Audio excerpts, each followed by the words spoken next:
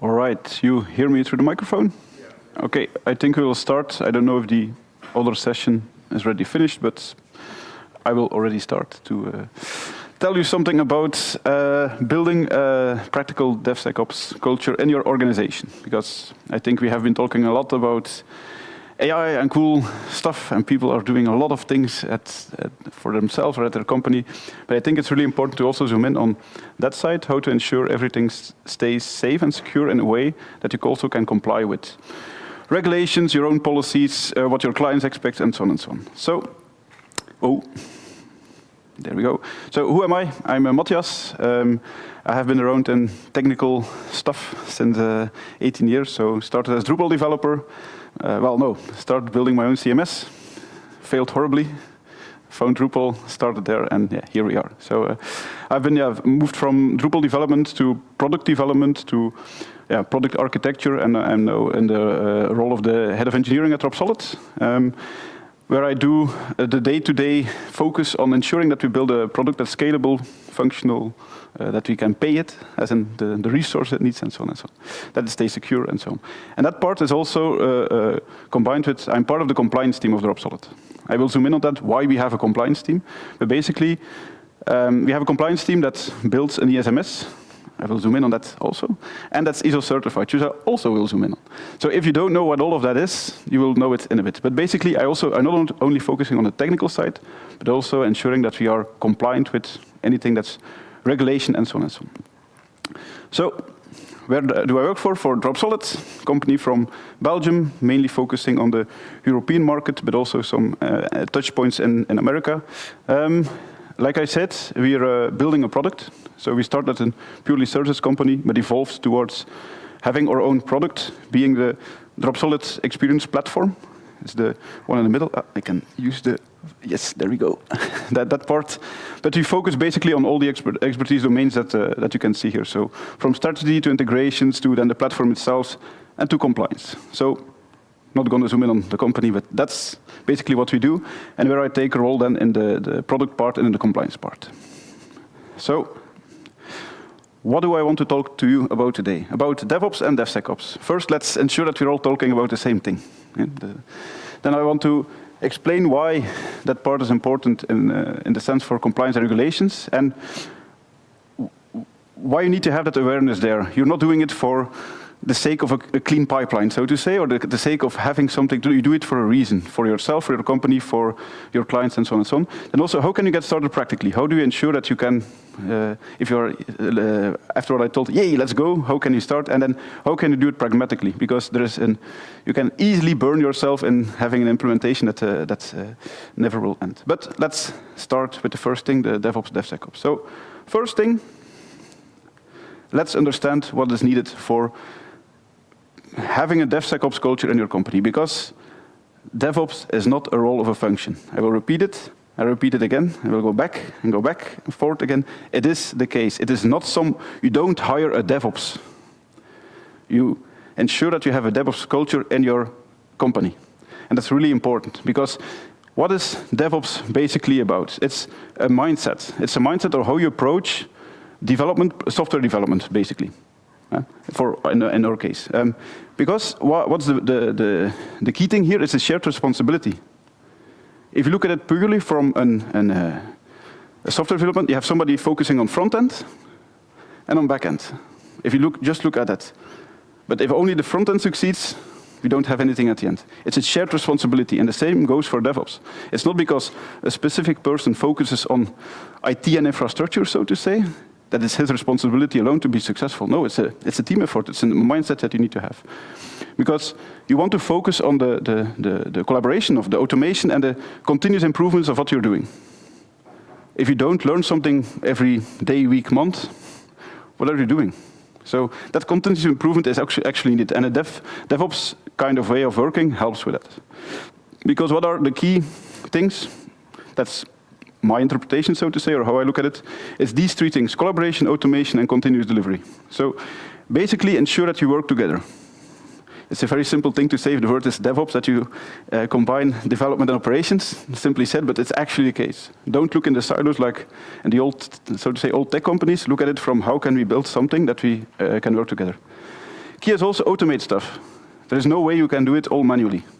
And in the era of AI that we are in right now, you can do cool stuff there also. But streamline it, ensure that you have your build, test, release, deploy pipeline automated. And then ensure that you can release, that pipeline can run almost with your eyes closed. It just runs and it's automatic, and you have deploy Fridays, so to say, that you can have that. I'm saying the end goal, and not saying that everybody should be able to do that today. That's not the case. But that's basically what the essentials are for DevOps. Because if you then add DevSecOps, we're in the middle, what happens is then the shift left principle. What does that mean? You ensure that security moves earlier in the stage, and not like, we do security first instead of at the end. No, you do security along the line, but you start early in the process.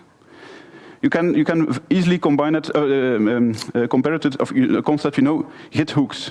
It's the closest thing before even a commit can happen, where you can hook into a system. Think of it like that. How can you incorporate security on a level where we start at the beginning, instead of a CI pipeline at the end, or even a person that just raised a question, hey, we got hacked. Because then you're too late. So how can you move it to the left? Let's look at it from I'm showing it the opposite direction, of course, but you get the point. What is it also? Ensure that the testing and scanning is done during the process. And if you combine it with the first one, how can you start testing in the beginning instead of the end? And same thing here. It's a way of working. It's a culture. And the easiest way of looking at it is from a hierarchy model. The infrastructure person is accountable for the security, but it's not his sole responsibility to have the whole thing working. So it's a very simple thing. If you look at it like that, you have to work together. You can have dedicated teams for it, perfectly normal, but you need to have the culture to look at it that way. You can have the silos, so to say, but have the lines in between. That's what you want to have. If you don't have the silos, even better, but you get the point. All right, so that's what DevSecOps is about. But why are you building that? You can say, okay, we're building that for having that efficient pipeline, ensuring that we can deliver fast, and so on and so on. But more or less, you're, so to say, forced into it, and it's something that's got more and more traction over the last years. What I want to talk about now is some more drier stuff, but it's really important to understand the end goal you want to achieve in the end, to ensure that you can check the boxes. Because if you're doing something just for the purpose of having a cool CI pipeline, that can be cool, but probably not what your boss is paying you for, to have only that part. So you most likely want also to check some of those boxes. So why is this important? Because a lot is happening. You have NIS2, DORA, AI Act, GDPR. I can continue depending on the geographical location you're in. It's a never-ending story. I want to go over them, and from here on, I said it also in the summary of the presentation. It's buzzword bingo. You will see that it's abbreviation. You will see it. You will see it. And I explain them also and ensure that you can understand what it's about. So let's start with the first one. NIS, Network and Information Systems Directive. 2. That's important. Because since 17 October and 18 October, NIS1 doesn't exist anymore. It's NIS2. What is NIS2? It's basically a directive. What is a directive? It's like, it's not a law yet, but the EU said you have to do this. And what happened? So what happened, they wanted to have a strengthened way, the cybersecurity strengthening across Europe, across companies and so on and so on. So, and basically to ensure that there is a higher common level and resilience against cyber attacks, against threats, and so on and so on. And most of us will be directly or indirectly impacted.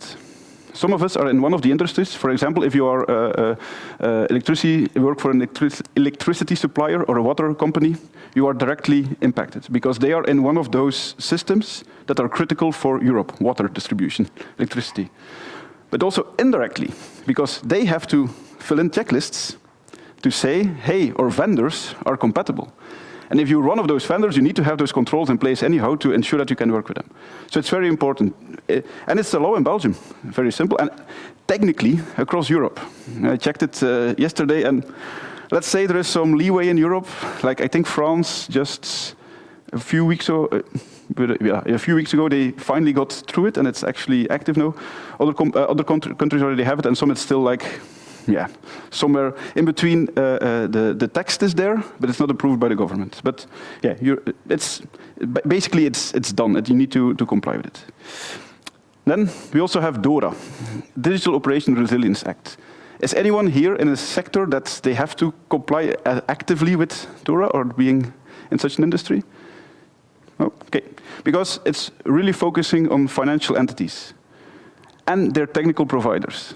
So every like cloud provider that does hosting for financial entities has to comply with DORA, because they're a critical part of it. Hosting a bank application, yeah, that's kind of critical.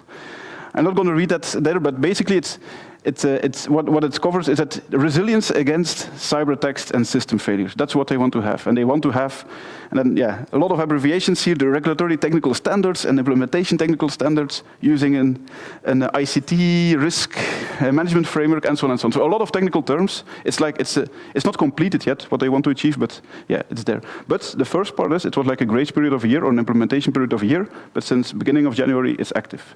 Banks or financial entities have to comply with it. Then you have the AI Act. Hey, hooray, AI. Yeah, AI stands for artificial intelligence, but that you already knew, so no problem there. But it's basically a legal framework on AI, and it's a first. Like worldwide, it's a first. Some people say, yeah, that America is innovating and Europe is regulating. This is one of those examples. You can be against it or you can approve it, but yeah. But there are basically four levels. 4 levels of risk. It's a risk-based assessments on how you want to work or allow you to work with AI. The first level is unacceptable. It's kind of clear. You cannot do that. And basically, since 2 February, you cannot have any social scoring system anymore. If you think of China, you all have probably seen pictures of people being scored based on their face when they do something in the city. That is not allowed at all in Europe. You cannot build such a system. The same for emotion recognition in workplaces. You cannot have a system here, technically, to see how happy people are. You cannot. It's not allowed. So, yeah. But that seems fine. But in the high risk, where you need to take action, I took 2 examples out of it, just to give awareness on, we will face, or we will see this in practice, because you cannot use it to sort CVs. You cannot use it to rank people based on something they could be, how to say that, that they are discriminated, basically. You cannot use it, which could technically lead to discrimination. But the same for loans. Banks cannot use AI. Well, they can use AI, but they have to prove that they do it in the correct way. And that's still moving forward. There is still not yet a date when they need to comply with something, but this will come stricter and stricter. America is innovating, Europe is regulating. This is a very good example where we will face it in the future. So yeah. Just take that in the back of your head. But yeah, so I talked about NIS2, DORA, AI Act. How can you now do something with that? How can you now ensure that you and your company have a part there that can comply or adhere to all those standards? The best way to do such a thing is with an ISMS, an Information Security Management System, which is basically a framework to manage and protect information assets. That is everything. That's your people, your data, the data of your client, and data can be very broad. Can be financial data, can be like personnel data, can be everything. Can be everything. And what it is basically a set of policies, procedures, and controls that you define and that you practice. And the second part is important, because what you basically have, you have to prove, and that's the last part about the certification, you have to prove that you have processes in place that follow those policies, procedures, and implement those controls. And it's a very process-driven thing also, because in the end you need to be able to do it. So, and basically, why is that? Why is that? To have that confidential integrity and availability of information safeguards in place. That's it. We are Dropsolid, and so what can you do with that? What can you do with that? Then you can basically, all the things that are in NIS2 or DORA or AI Act, you can implement them because you have a process where you just need to check, okay, where in the process can we fit that part in that corresponds to that control, that procedure, that policy that we need to adhere to. As we at Dropsolid did that. 2 years ago, we started, well, 3 years ago, we started our setting up an ESMS. It was like, yeah, cool, let's start it. The first thing is that you need to ask then is, do we have a process? Do we have a process in place where you can say, okay, what is needed here to make it more secure, or to, not per se more secure, but to take the necessary measures to protect our data? But that's the first thing, process documentation. And if you think for yourself in your company, are all your processes documented from A to Z, for every department, for everything that you would want to have your ESMS cover? For us, it was challenging, because in the beginning it was, oh yeah, let's go, but suddenly it became clear that some processes are not defined, they are in people's heads.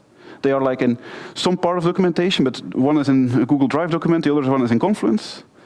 So that effort, for us, the biggest effort there was that the processes became basically the backbone of our documentation. The effort that we did became the backbone of the documentation of the company. So, and that's really important. I'm not going to go into that detail. I can talk another hour purely about this, but I'm not going to do that. But it's really important. If you don't have such a system yet, you should start it, because you will never be able to have something in place that can adhere to this TOO, DORA, or AI Act if you don't have a system that you can prove that the processes are in place.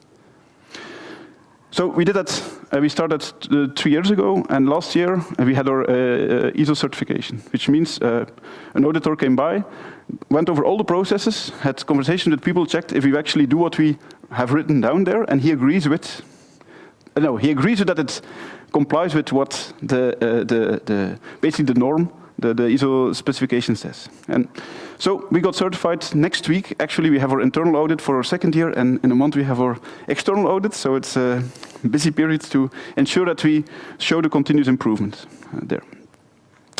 So yeah, that's all those facts. Let's circle back now to DevSecOps. Why? Because one of the key things, and I forgot to add the word here, but basically it's a very important word here, proof.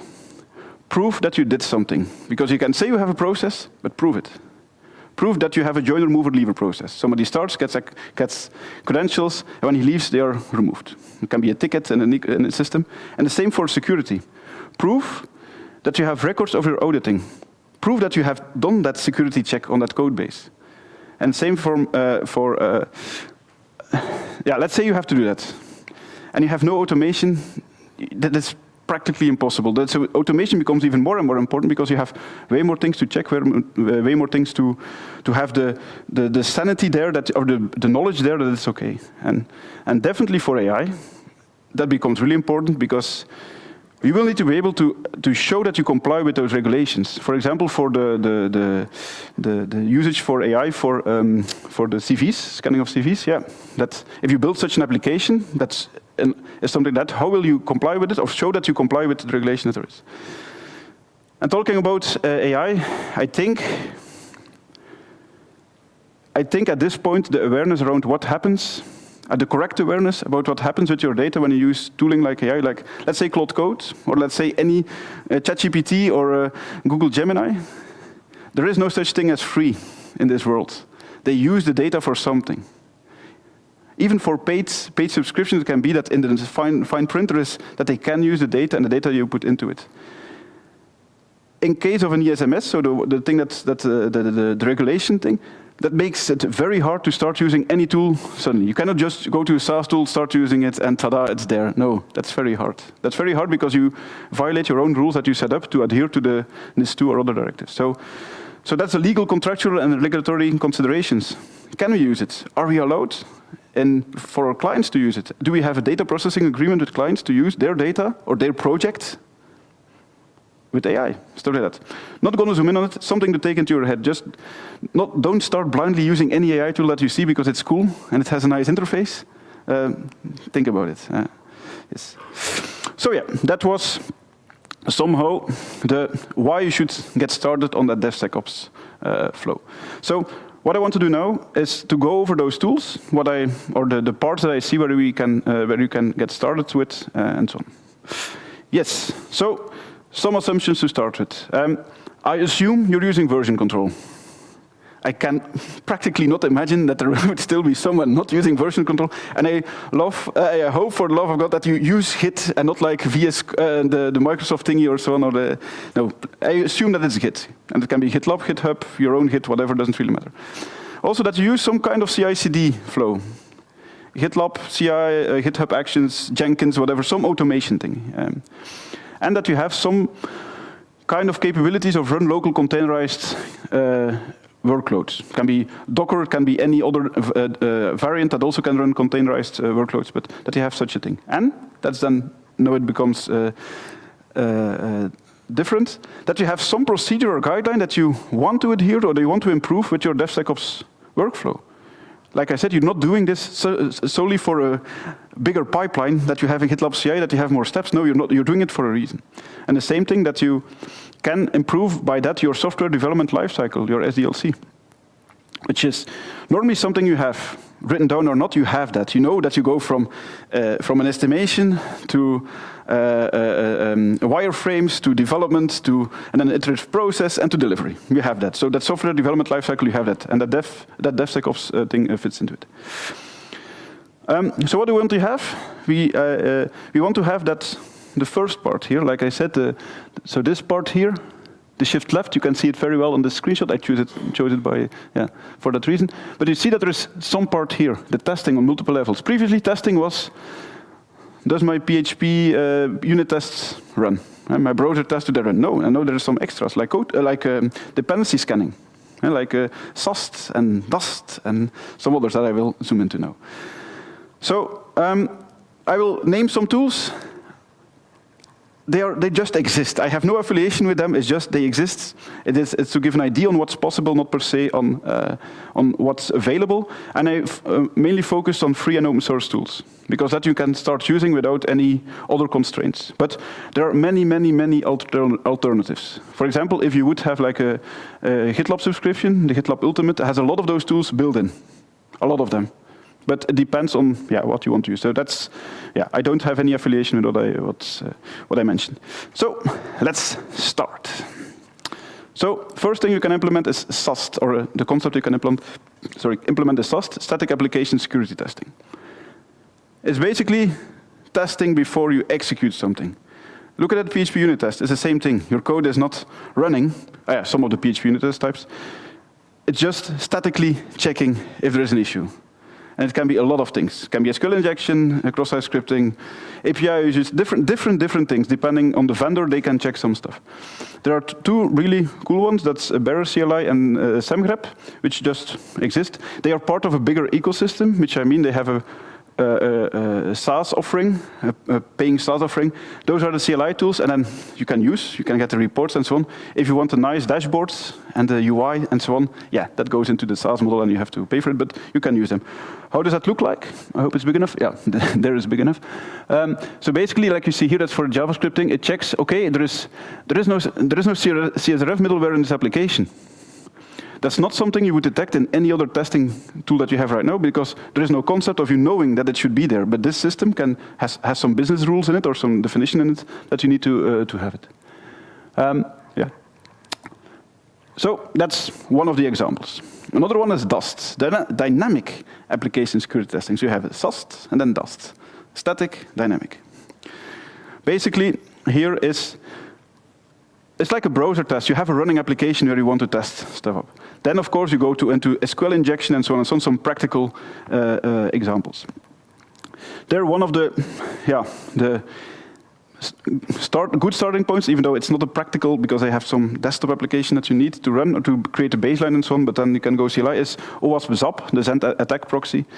It's a really decent application. It's a really decent framework. You can export it to different formats to incorporate in other tools, but that's one of the practical ones to use.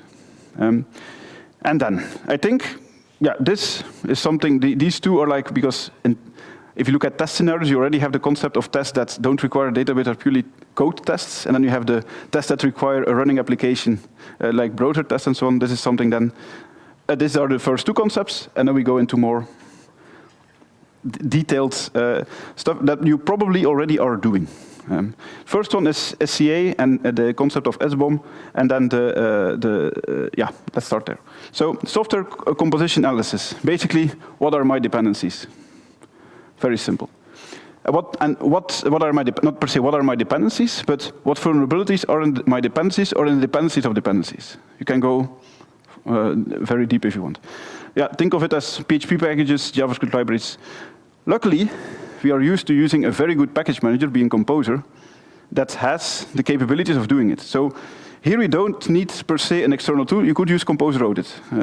I think that's the first screenshot. Yeah, that's just to Composer Audit, and it will show you. Yeah, that's vulnerable. That's not vulnerable. But that's only for Composer. That's only for PHP. Most of our projects consist of more than only PHP. So that's why, for example, the OWASP DepScan with then dependency track, that's the UI, or Trivy are two tools that can go further and can go broader than what you currently have only as, in a Composer. So what is one of the goals here? To also have your software bill of materials. You probably know the BOM, that's basically like your shopping list, if you would compare it, but then for software, what do I depend on? It's also something very important if you want to talk to other vendors, or for example, for the NIS2, it can be what dependencies do we have in the applications that you, as a supplier, give to your clients. For example, electricity company will want to have that list. They want to have what is the software that you use to be able to serve the product to us. That's it's a very realistic question that they already ask or will ask. So that's the Composer one. That's the 1 second, I forgot the name. The dependency track is this one. Yeah. So this like more the graphical way can be useful for other people that not per se like CLIs, but that you see very well like how. 1 second, I'm doing it wrong. There we go. That you can see how good are we doing and what specific versions are we using and how are we. All these tools, like also here, have a CLI and then the SaaS component that you basically can use for having those UIs. And then, so we are moving down the chain at this point. You go to the level of container image scanning, because at this point we're only talking about the code or the application that you touch as a developer. Very cool. But some of your dependencies are not per se what you even think about. It can be your browser, like for example, specifically for container images, there is software in there that could be a threat. There could be the vulnerability in one of your operating system dependencies. And that's what the container image scanning does. It basically can scan your Docker images for known vulnerabilities on the OS level or even in the language. So depending on the tool, it can also basically scan your dependencies or PHP dependencies and so on and so on. So it's not only your code. So the same Trivy can be used here. You also can use Gripe and combination with Sift, because then you combine the two. You can have your container image scanning and your SBOM functionality in one ecosystem. That's the same company that built those two tools or supports them. So yeah. So we are on that level, and then we can even go one level. Sorry, that's UI. So basically, if you remember the Composer one, it's basically the same thing. You have some CVEs, some severity, versions, and so on. And then here you see something that's not in your code base, but that's a dependency on your operating system. Very important. And you can see it if you use Docker Hub. Many of the images have that page there with that literally this list. It's there. You should do it also for your own images to be sure. Or basically, if you could say a practical example. There is a new Alpine version out. Let's bump it. Yeah. You need to know why you bump it also for security reasons. So having such tool in place to be sure that you actually are not only updating the OS, but also the dependencies that it has is really important. Okay. And another one here that's Gripe, which basically does the same thing. Other UI, same data, basically.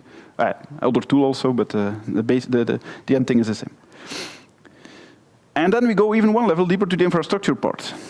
And this becomes interesting, because then you definitely see how this is definitely somebody else doing this, most likely, because that's infrastructure, but still it's the same shared responsibility at the end to deliver secure from A to Z. And that's what you can do with infrastructure as code scanning.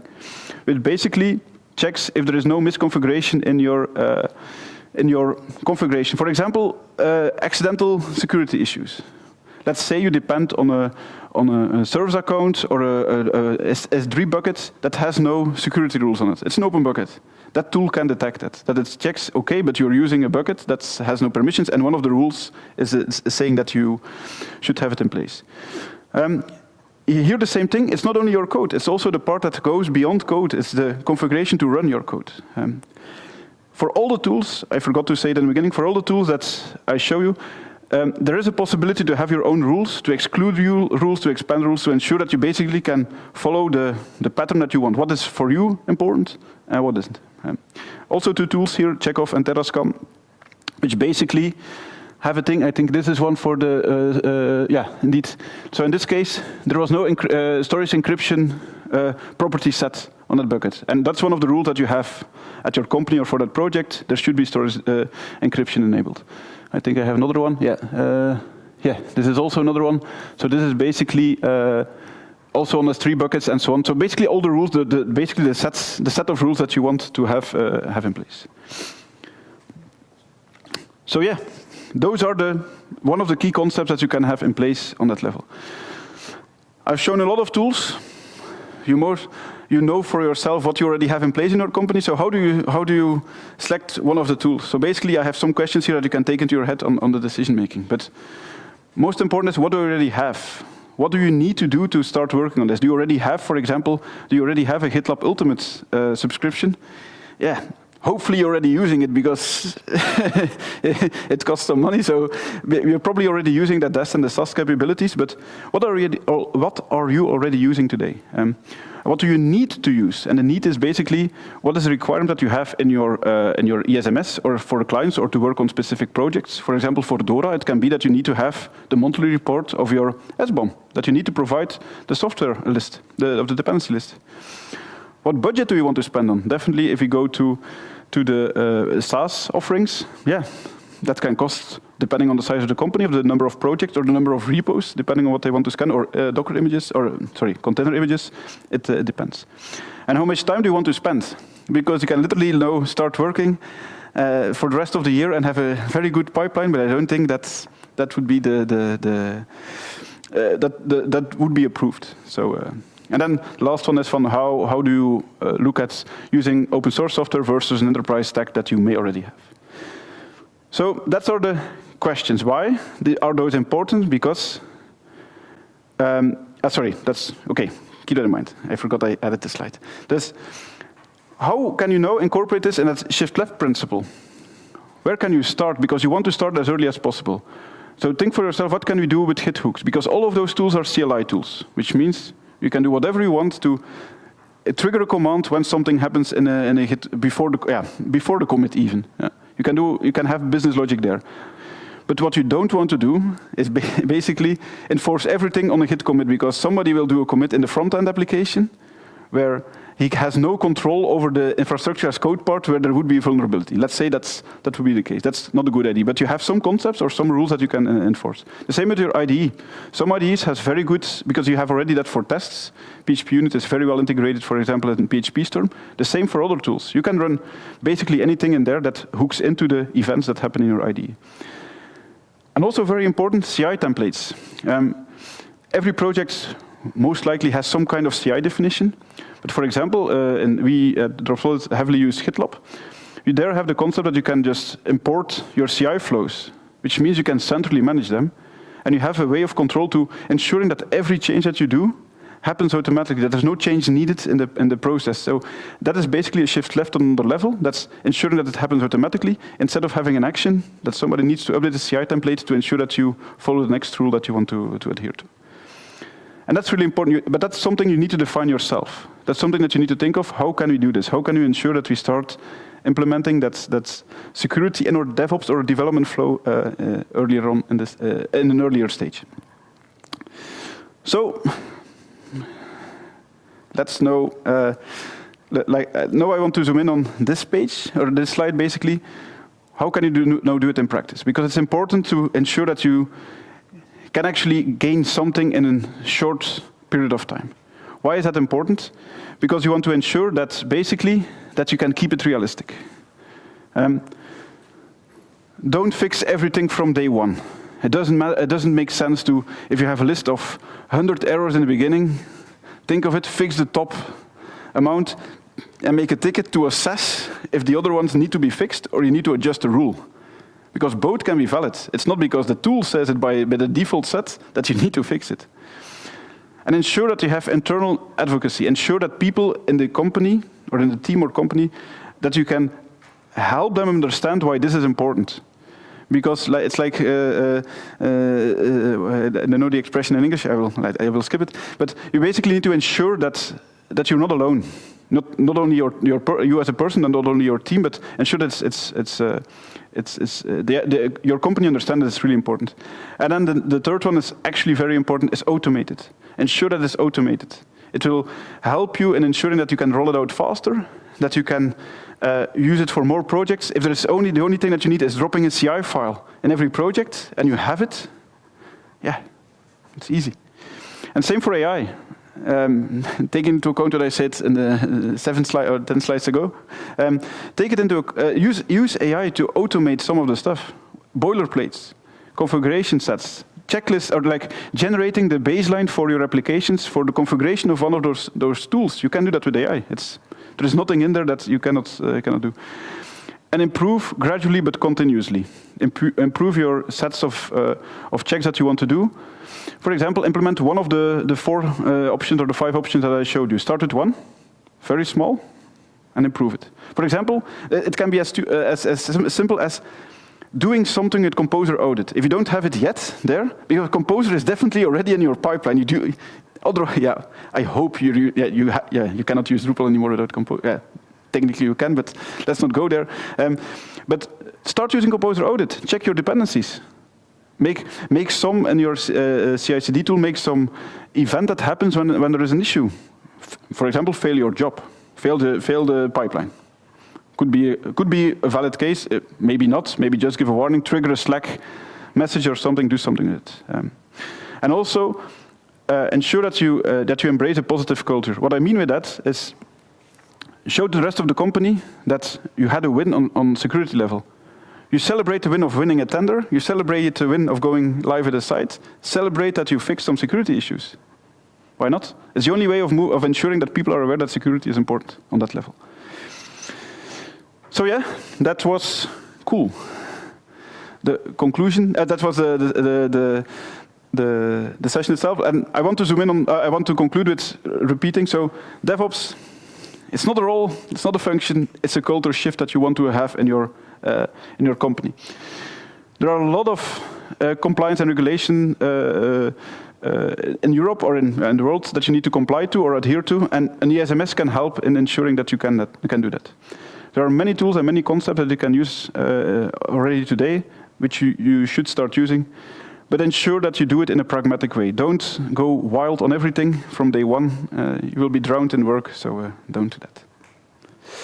So yeah, that was it. If there are any questions, please go ahead.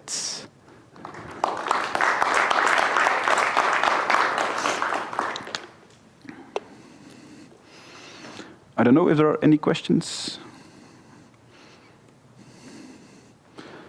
If not, no problem.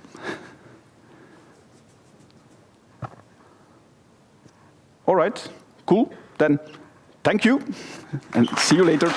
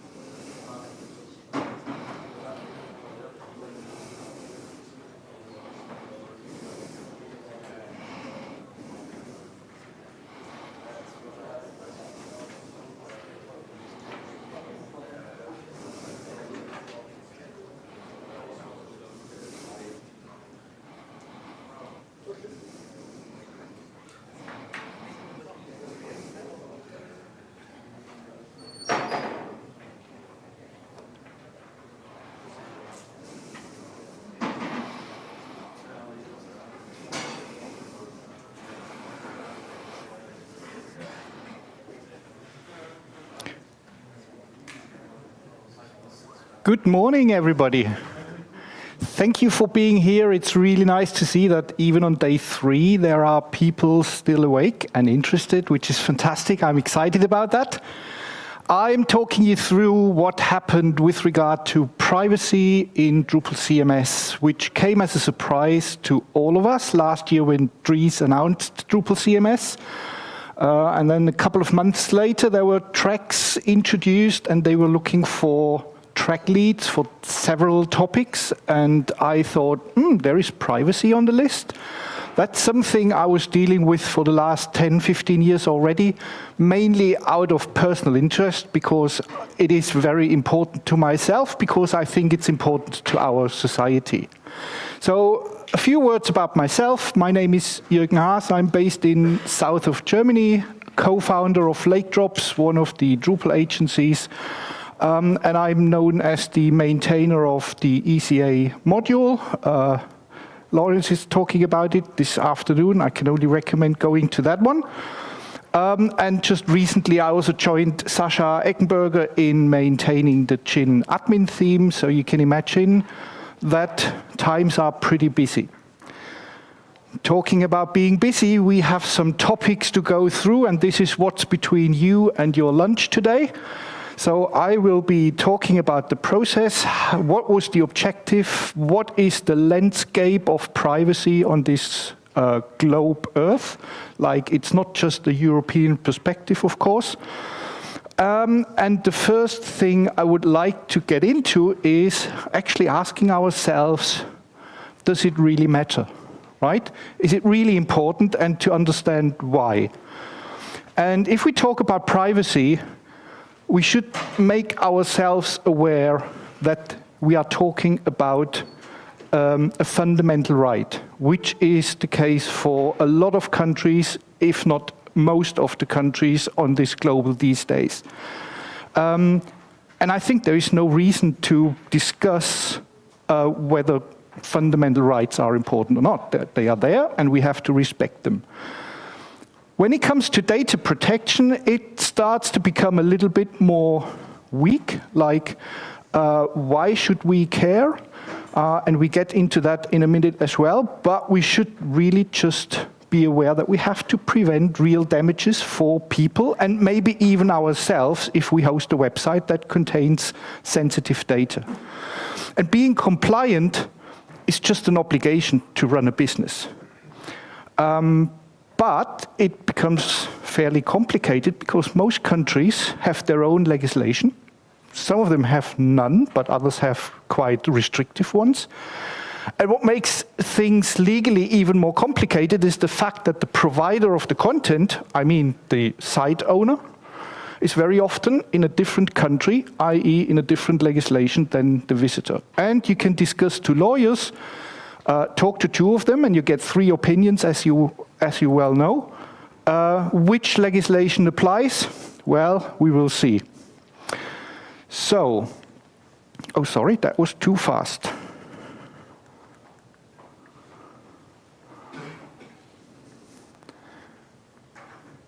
No, that goes to the wrong slide, so I have to use the keyboard instead. Excuse me. Now, again, why does it matter? Does it matter to respect fundamental rights? And I'm seriously asking that question because there are so many people, if you talk to them in private life, they're going to tell you, like, that happens to me a lot, well, I have nothing to hide. You know, why should I care? And I often argued with them, and I stopped doing that. I just fall back to that position to say, look, it is my fundamental right that others have to respect my privacy.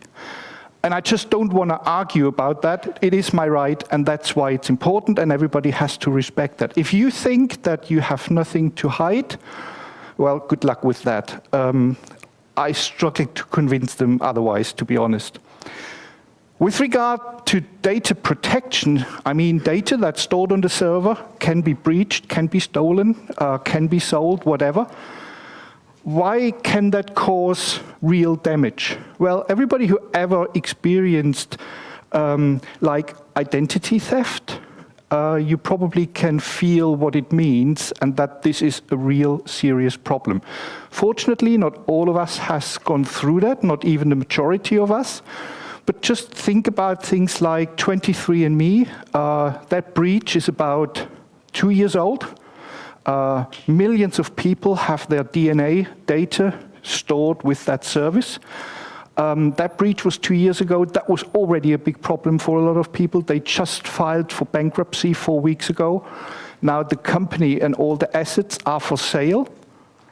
Well, the assets are the DNA data of all of their customers. So that can cause real problems. And then we have legal obligations. And for a business, it's just a given that you have to respect them and try to be as compliant as possible. So what does it really matter for us as the Drupal community? So why do we have to think about it? Now, well, if we develop a product like Drupal CMS, are we as developers, as a community, as marketers of the services that we can provide, is it our role to discuss whether legislation makes sense or not? I would say the answer is simple. It's not our role. Not in the position where we are developing a product. Of course, we should care about legislation and what happens with our society, but not while we are developing technology and a product. What is our obligation, though, is we want to provide a product that allows our customers to follow the rules, to be compliant, to not break the law. And we should help them to make that as easy as possible. That is our objective. That's what we should be doing.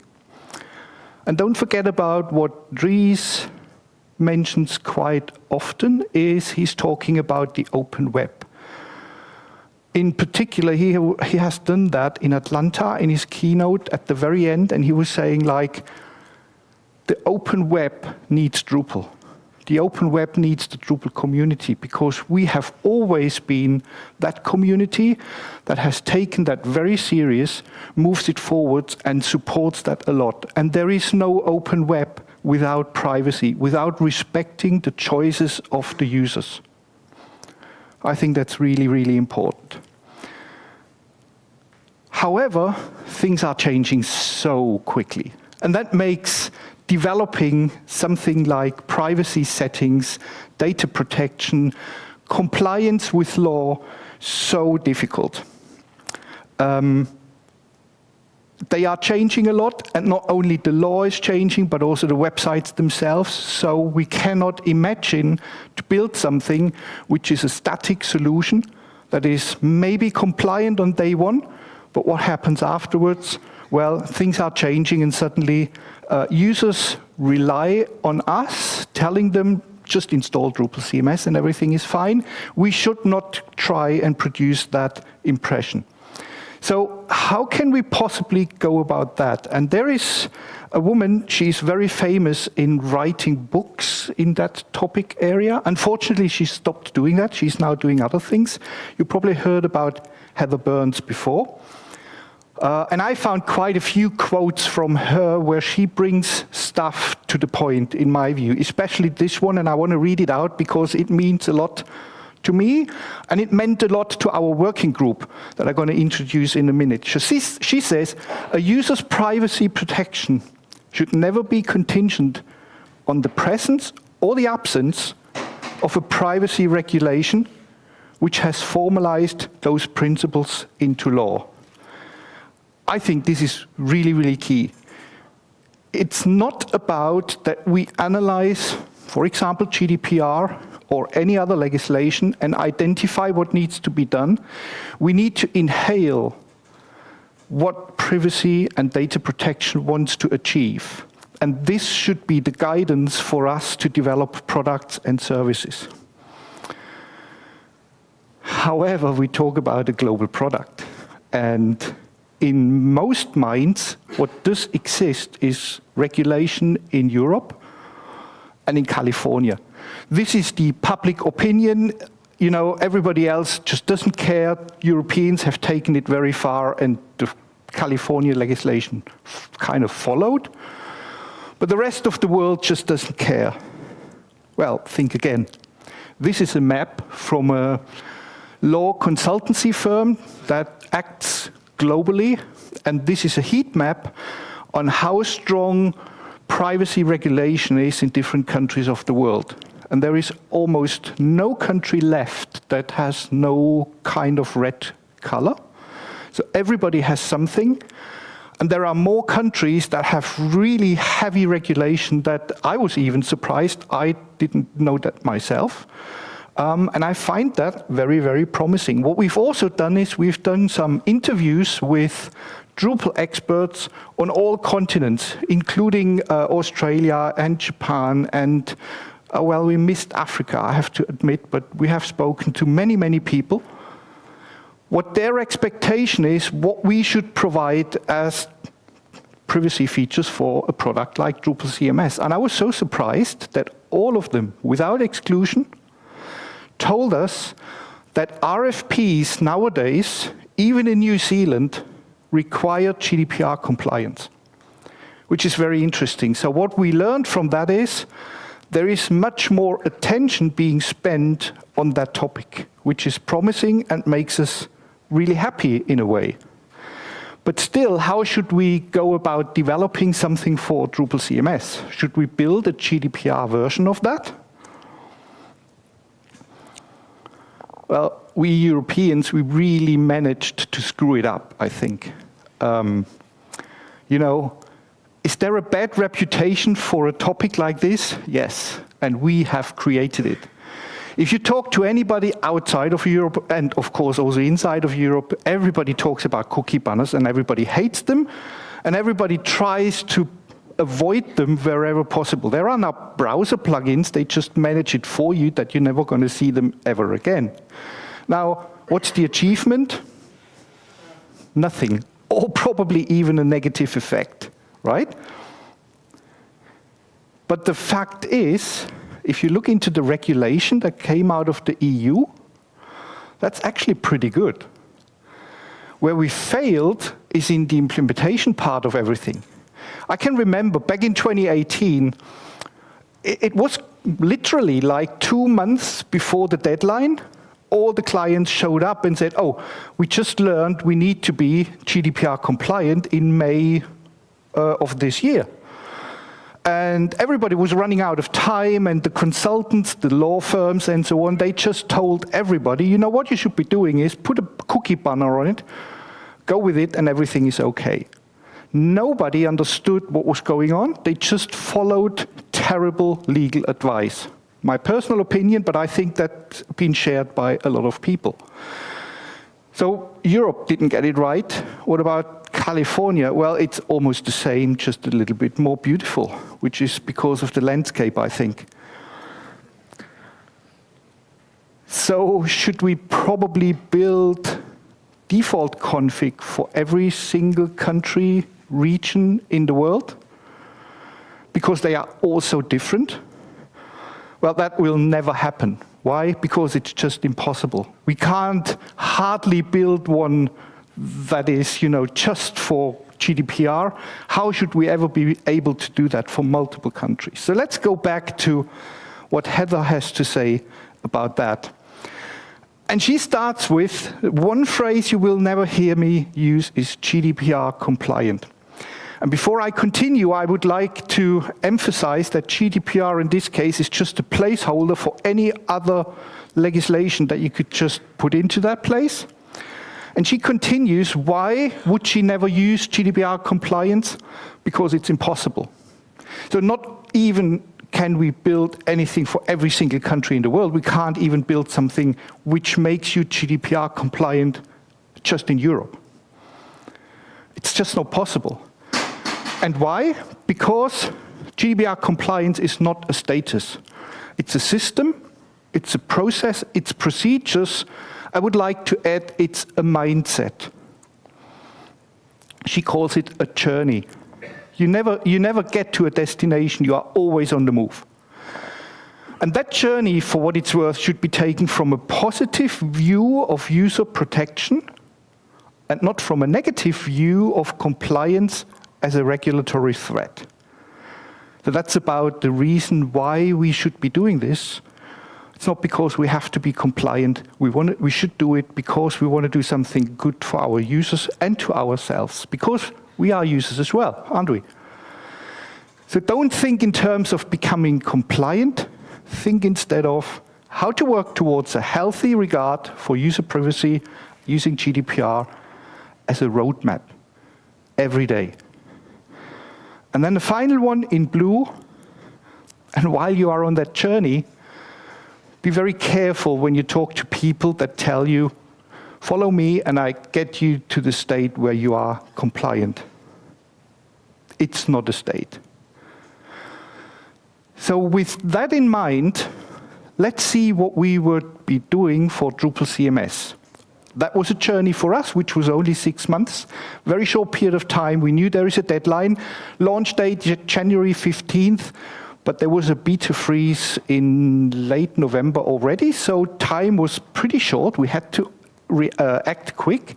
And we had the objective to provide default settings for the main target audience, which are marketeers.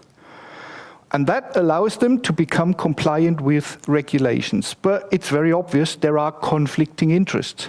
A marketeer doesn't really care about privacy and data protection because their job is different. Their job is to get the message out, make the site beautiful, put content into it.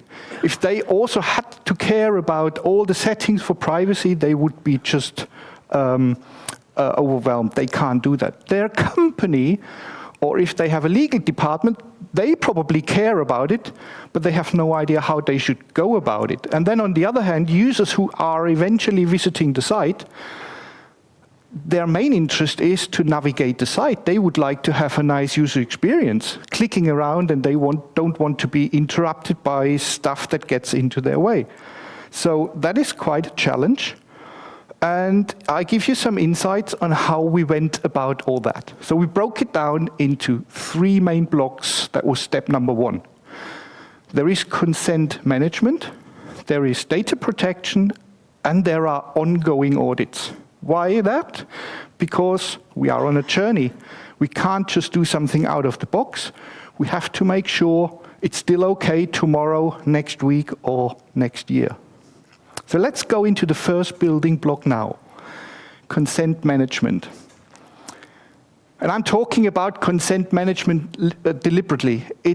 I'm avoiding the word cookie, because most people have cookies in mind. But it's not about cookies. There is so much more about it. It's about storing data in the user's browser. Whether that's a cookie or that's local storage, it doesn't matter. The legislation in most countries is about storing data in the user's browser. You can't do that without prior consent by the user. It's about storing data on the server. You shouldn't do that without your user consenting into that beforehand. Transferring data to third parties, like your the IP address of the visitor. You should not do that without prior consent. Creating profiles, selling data, and so on and so forth. So, as I said, that's not about cookies. The scope is much broader. And the question is, how many websites really require consent management? I don't have official numbers, but I have a gut feeling. It's maybe 5% at most. And how many of them get it right? I would say almost none of them. If you look at the example, that is a German news outlet, Spiegel, pretty popular. What they are doing with their consent management widget, I would call it a paywall. That's not consent management. They are asking you to pay with your data before you can consume their content. And this is just wrong. This is not how it should be. And our goal as a working group has been, we should be getting it right. We should show the world how it can be done such that it becomes a positive thing and not an annoyance, what it is so far for most people. So we got into that and got surprised as we found almost 50 different modules on Drupal.org that in some extent deal with consent management. That was amazing. So what we did was just define some criteria how we can possibly select the technology that is good for Drupal CMS moving forward. So there was things like maintenance status, is it compatible with Drupal 11? Does it use external libraries? And if any, are they open source? They should not require paid services. And ideally, they should not require any user accounts with external services either. And applying all those criteria, we ended up with 3 potential candidates. And what happened next was it just dusted quickly. It just disappeared because for several reasons. The first one was true back then and is not true any longer. There is a special story about that. You and I, we had quite a journey, a hide-and-seek game for a couple of weeks. There is a very famous module called cookies. Back then, it used a non-open source JavaScript library to make everything work. We had to decide it's not possible for us to use that. This has changed since, but still back then we couldn't go with that one. Then we came across, well, everybody knew before anyways, the very famous EU cookie compliance module. They had, I think last year, something like 90,000 reported Drupal websites, which is one of the top 100 modules by that. But we spoke to the maintainers of it, and they gave us kind of the feeling like it's great, but before it gets more, widespread usage, even beyond those 90,000 users, they would like to rewrite the module. Because they started in a hurry back in 2018, and they built new stuff ever since into that module, and it just grew out of their hands a little bit. And they said, we do have a budget, we do have knowledge, we do have developers, we want to contribute, but we can't recommend using that module as it is for something like Drupal CMS. And that was for us a bit like, oh my goodness, what are we doing next, right? And to be perfectly honest, there has been a meeting in October last year where I thought, and the team on the call, I got the impression kind of similarly, we probably may have to give up. It's just not possible in that short period of time to deliver something. And then we got really, really lucky.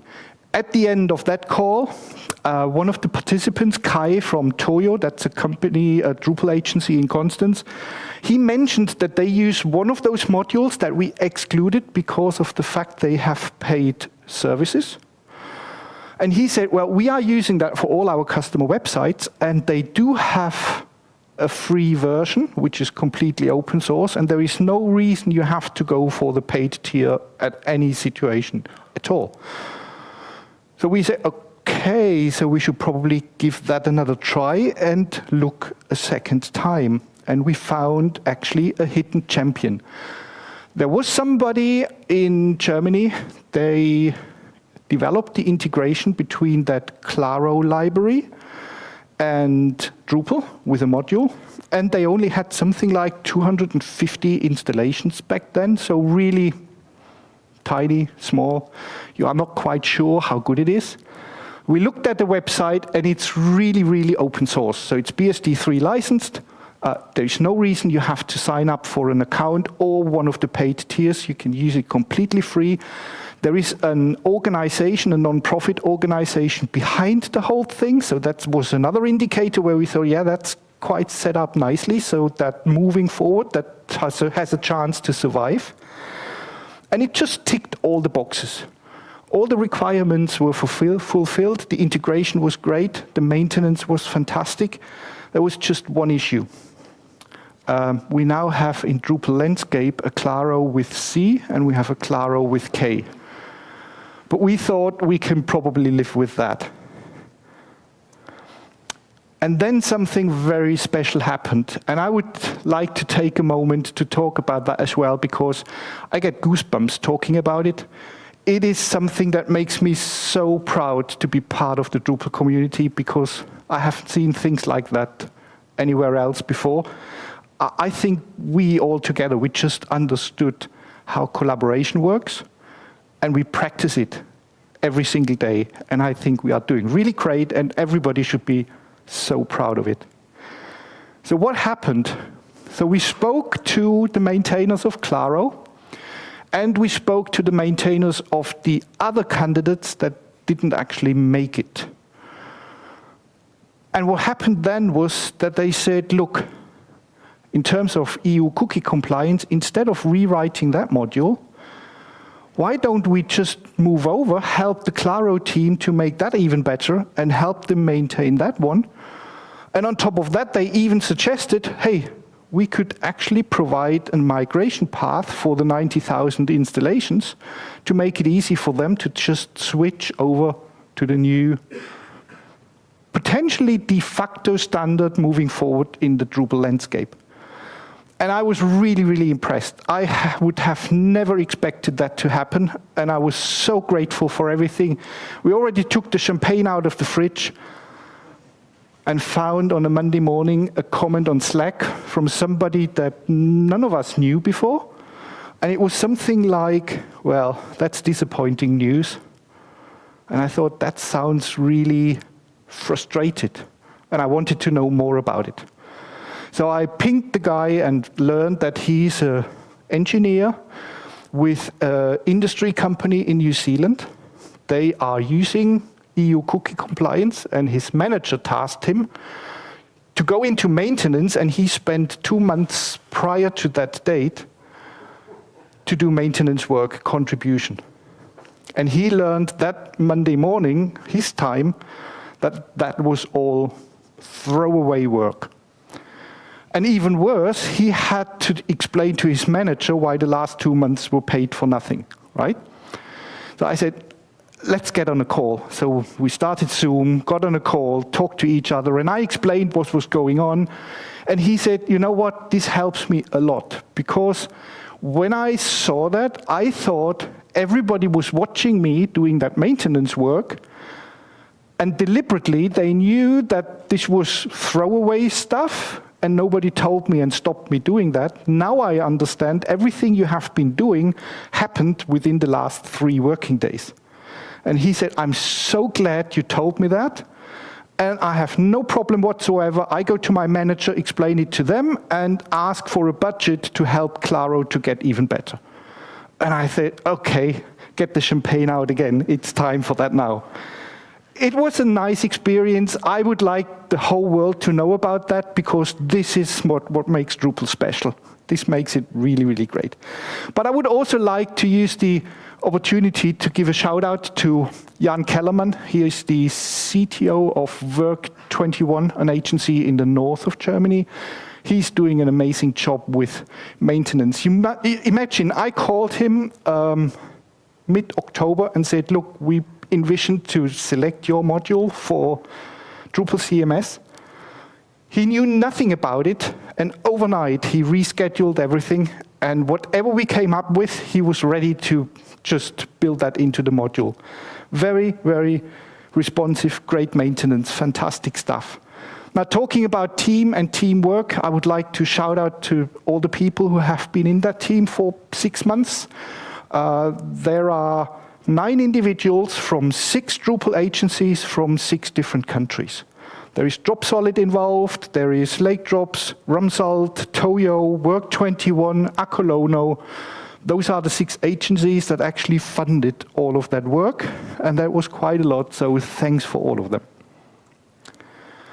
So what we've done is setting up default configuration for Drupal CMS on a global scale in a way that it just works.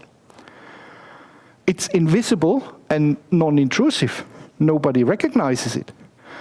It automatically reconfigures itself if new services get installed on the website, so it grows with the site. The widgets only take action if really required, so it's not something like, well, there is a consent management widget that shows up every time.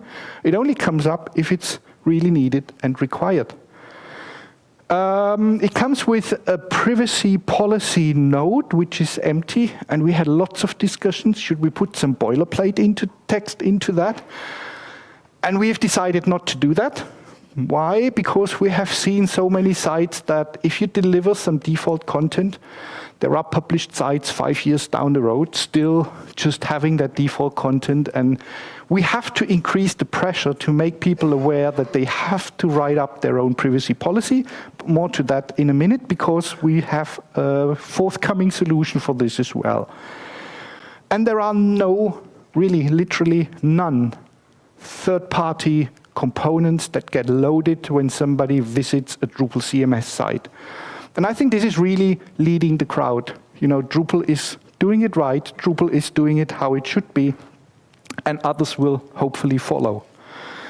It goes to the extent that we even got issues created where somebody was setting up a Drupal CMS site and their manager just phoned them and said, look, something is missing. There needs to be a widget or a banner or something. And explaining them, no, it's not needed. As long as there is no cookie being stored, why would you need consent management? Only if stuff is needed, then ask for consent, not the other way around. So this is how a fresh Drupal CMS site looks like. And yes, there is no widget, there is no banner, there is nothing getting in between the user and a nice experience. Until, as an example, somebody decides to upload or create a media entity for a remote hosted video on, for example, YouTube. And after that, the front page still almost looks exactly the same, with a small difference, which is a link in the footer.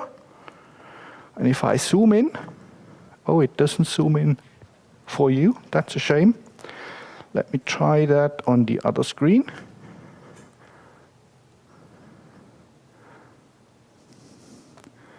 Yeah, there it goes.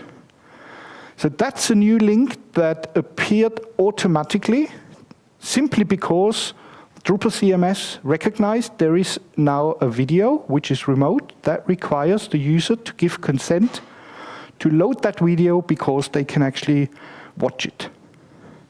Now let's go back. And it's on the way to be compliant. I'm careful with that phrasing because I don't want to give the impression to anyone that we provide a legal guarantee that if they follow our advice that they are compliant. There is still a task to check them individually in their individual circumstances. Now the widget that comes up if you click on privacy settings is quite well organized. It's very easy to understand. Most people know stuff like that anyway, but it only shows up if the user is deliberately asking for it. How does the page look like where the video is being embedded until, well, while the user has not given consent yet? There is the thumbnail loaded of the video, and that's not coming from the remote server. That's available locally on the Drupal site, so there is no legal issue with that at all.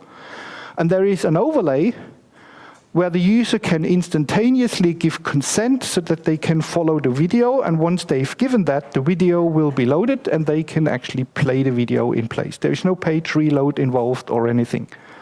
It should be nice for the users.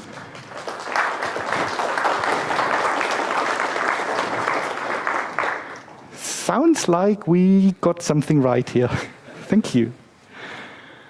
But then the user suddenly decides to, because they visited Martin's session an hour ago and applied the events recipe, which comes with additional stuff that requires consent from the user. And they probably also applied the Google Analytics tool because they want to measure how users are using their site. Now with that, this is something where we had, well, I expected much more difficult discussions with the team that implemented analytics. But they bought into the idea that we said, look, it needs to be opt-in. So by default, you have analytics installed, but no tracking is happening. Which is a user ever going to freely giving consent to be tracked? I don't know. So we came up with a kind of a compromise and said, look, only if Google Analytics is installed, or a similar one like Pivik or Matomo or any of the others, then we show up the widget on the bottom right corner of the page, which gets into the eyes of the visitor more proactively, if that's the right phrase. Like, we really asked them deliberately, do you want to give consent to be tracked by Google Analytics? To be honest, I'm pretty sure this is not how it's going to be for a long time on websites. Marketeers will most likely argue that we have to have it, let's make it opt out. Whether this is compliant with their legislation, we can't tell, we shouldn't judge. The default is as it is, and people can change it if they want to or if they have to. Now, if things like that, events, locations, Google Analytics, remote videos, the widget becomes more complex, but it's still usable by all the users, and this one collapses everything. You know, in Claro, services are grouped by purposes. There is tracking, there is remote content, there is technically required stuff. And by default, those purposes are collapsed. So you still see only 3 of them. And only if you are interested in detail, you can open the collapsed containers and see which services are underneath each of them. Talking about events and location stuff with mapping, here we have the same thing. Maps are not being loaded from the remote server. There is an overlay as well. User can provide consent, and the map is loaded and can be navigated. And moving on, Claro is really, really smart, I think. For instance, if the user has given consent last week for some of the services that have been available at that time, now they come back to the website, they would normally not see the widget on the bottom right corner because the consent has already been given and stored in their browser, assuming the cookie survives that long. But if in the meantime, the website owner installed a new service that wasn't there when the user gave consent last time, the user most likely wants to make another decision on that. And that's where Claro automatically pops up and says, since your last visit, there has been a new service. Please make your mind up and make a decision on whether you want to give consent for that one as well or not. And then last but not least, for that section, the AI chatbot, which is normally only available on admin pages out of the box in Drupal CMS. There, the same thing happens, that the chatbot is overlaid by the consent management widget. The user can give their consent and the chatbot changes immediately and they can shoot off and use it. And as I mentioned before, there is a lot of settings in Claro, and I think the Claro settings site is very well organized, and even more so, it's really well documented. And that leads me to the next topic, which is talking about documentation. The Claro team has done a great job, and that's the screenshot on the right, documenting the module itself, and not only explaining the features, but also the legal reasons behind it, why that feature is there and what it really does. But then we also have documentation which is Drupal CMS specific, and I would like to thank Amber Himes-Matz and Joe Schindler from Drupalize Me. They have done a great job in writing up all the stuff that we have developed and configured. It was like of some interviews between them and us, and I was so happy when I saw that documentation because it works so well. So what's next? We can see consent management has been completed, but there is a sub-item which is legal content. I mentioned the privacy policy node, which is empty by default. Who should actually be the one that provides content for that? Well, what I know for sure is it's not us. And if I say us, I mean us as a Drupal community, because we can't do that. We shouldn't even try. We are no legal experts, and we don't have the capacity to deliver that for each individual site and keep it up to date. We can leave it to the site owner, but that means that's probably inefficient because every single one is doing very similar stuff, asking for advice externally and then write up, hopefully, what is required.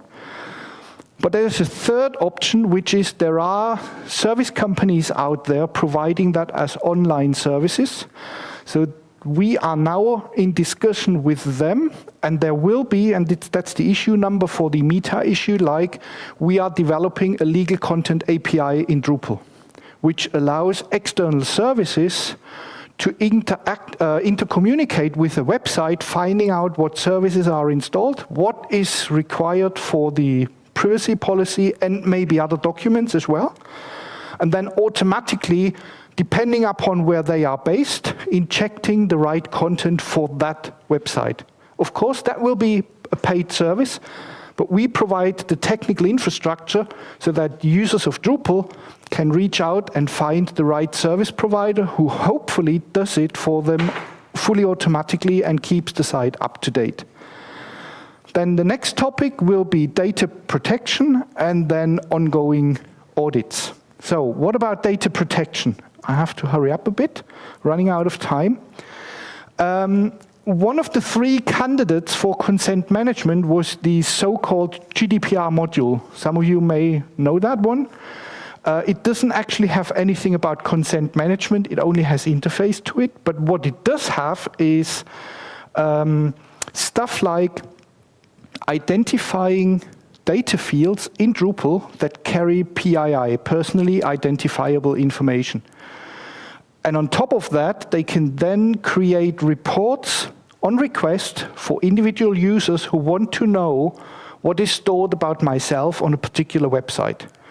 That is a feature in that module. And number 3 is then that a user can request, please delete everything you know about me, which if somebody goes to a Drupal site owner nowadays, most of them will probably struggle because they don't know how to do that. They would like to comply with that request, but there is no technical measure or means to actually do that. So our plan is to provide a suite of tools. And fortunately, we found the maintainer of that part in the GDPR module. He's called Jan Lötzer. He's from FreelyGIF, and he is happy with the idea to extract those features out of GDPR and make it a fresh, well-maintained suite of modules that will hopefully become part of Drupal CMS 2.0 later this year. And then last but not least, a reminder to Heather Burns. She's talking about it's a journey, not the destination, which means we need to help website owners to stay compliant. And how can we do that? I believe only by analyzing a website every now and then, maybe daily, maybe weekly, once a month, who knows, and give them a dashboard with information. What's the current status? Is there some identified risk somewhere? Together with recommendations on what they could do, how they should go about it, and where they can probably find additional information about the issue and how to deal with it. So that's the audit feature that we are going to plan later on. Skipping over that, that's what I already mentioned. So it's time to wrap up. Let's conclude. We are talking about fundamental rights. I just repeat that because I find it important. It's not just a technical feature, it's something that's really important. It's a permanent process. We are never there. We are always on a journey. It's always on a trip. However, we should learn from this exercise. Privacy and data protection doesn't have to get into your way to provide nice user experience. So far, that's not our experience on the web. But with Drupal, we are now able to sell that as a feature to clients. And I think this is so important. People have a lot to learn, and there is a lot of positive stuff that they can learn. And I hope we got that message across. Other stuff like data protection and ongoing audits will follow suit. So that's mainly it. Before we go into Q&A, I just have a collection of all the links that have been used on all of the slides. You don't have to remember them all, just use the Privacy Leuven 2025. The slides are online, you can just navigate them there, click on all the links, and you get to all the destinations. And there are two of them, the current activity, Legal Content API, and the PII module suite. This is where we are currently working on. And if anybody wants to join in, you are more than welcome. So now it's time for Q&A. I would like to thank my sponsors at that point as well, because I need them to allow me to do that work for the community. And I'm, of course, looking for more sponsors as well. So there are links for all of that. But for now, thanks for your interest, and I'll shoot off with all your questions.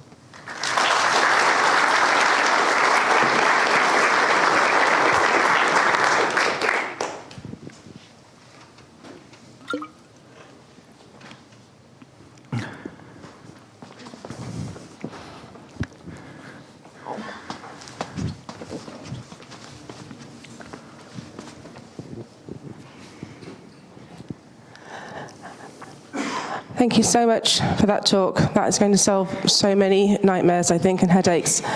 I'm not at the point yet where I'm using Drupal CMS, certainly not for anything production. I see there is a module on Drupal.org that is Drupal 10 and 11 compatible. Is that actually the same module, or is it a different version? Will it give me the same functionality? You may probably talk about the module called Claro. Where is it? Over there? No, that's about documentation. The module itself is somewhere over there. Here it is. There is the link to the Claro module. If that's the one you are referring to, yes, that's the module. You can install that on every Drupal site, but you can go even further than that. The beauty about recipes that have been used to build Drupal CMS can be applied on other Drupal sites as well. So you may probably want to find the Drupal CMS _privacy recipe, and you can apply that to your Drupal site so that you not only get the Claro module, but all the default settings that we came up with as well. And that can be used on any Drupal site. It's not limited to Drupal CMS. That's brilliant, thank you. And that will sort out the Google Consent Mode v2 issues, will it? As well, yes. Thank you so much. Yeah. Welcome.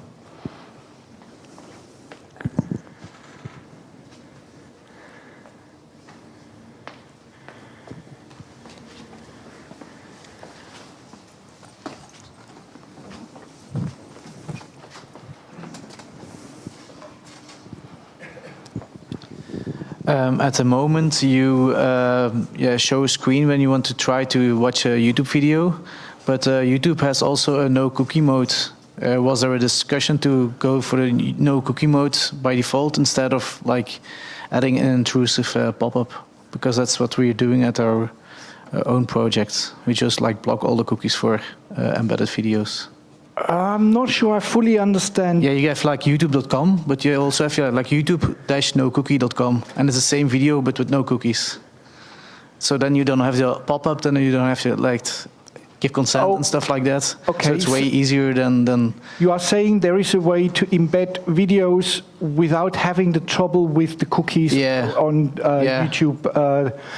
That is an option where we learned that there are not always stable connections for that, and YouTube is actually trying hard to make it impossible to use that. So this is a kind of a cat and mouse game. Yeah, but it's something YouTube has embedded inside their system. It's like the same URL from YouTube, from Google. Okay, so we may probably, with regard to YouTube videos, actually change or add a new option for that. That's perfectly possible to build that into the Claro module. Okay. There are other remote video services like Vimeo, for example, where that's probably not available. But yeah, things are changing all the time, so we are happy to append that into the default setting if possible. Okay.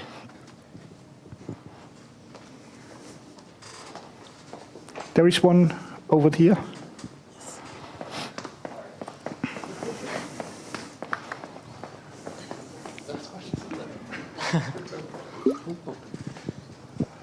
For the legal content API, you talked about working with external service providers. I know at least one of them offers a referral fee. So is there a plan for capturing that referral fee and utilizing that somehow for either, I'll just stop and let you talk. Okay, thank you. We are aware of that, but we are not that far into the project yet to having made our mind up on that, because we just learned from a few discussions the last couple of weeks that there are probably many dozens of service providers doing that, and there are very serious ones that raise concerns that if there is a list on Drupal.org that says, if you use that API, here is a list of potential service providers, they find that there is an unfair competition because there are service providers that offer that for $5 a month or something like that. And the quality they provide is really, really bad. Well, they are just not providing compliance or whatsoever. So the question to start with was, should we even recommend or have a list, forget about recommendation, should we even have a list of potential service providers or leave it to the users to find them themselves?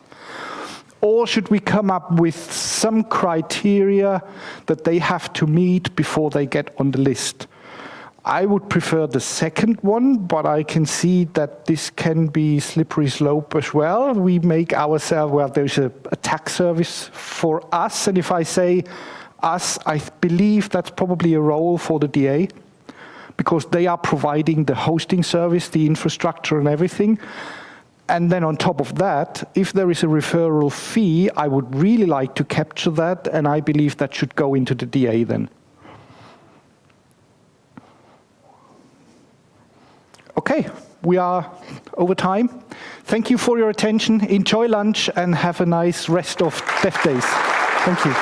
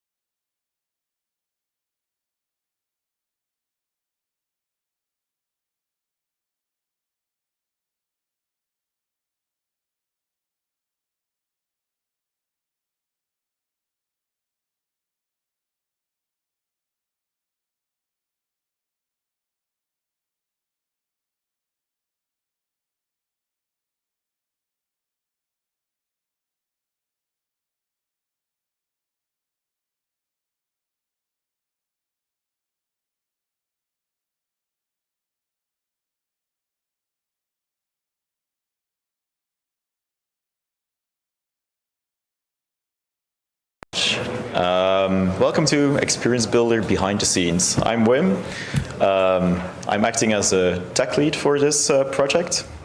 It's the biggest, the scariest, the most ambitious, the most cutting-edge timeline-wise project I've ever worked on. But all I'm doing is really coordinating and trying to get architectural things right and making sure the foundations are solid.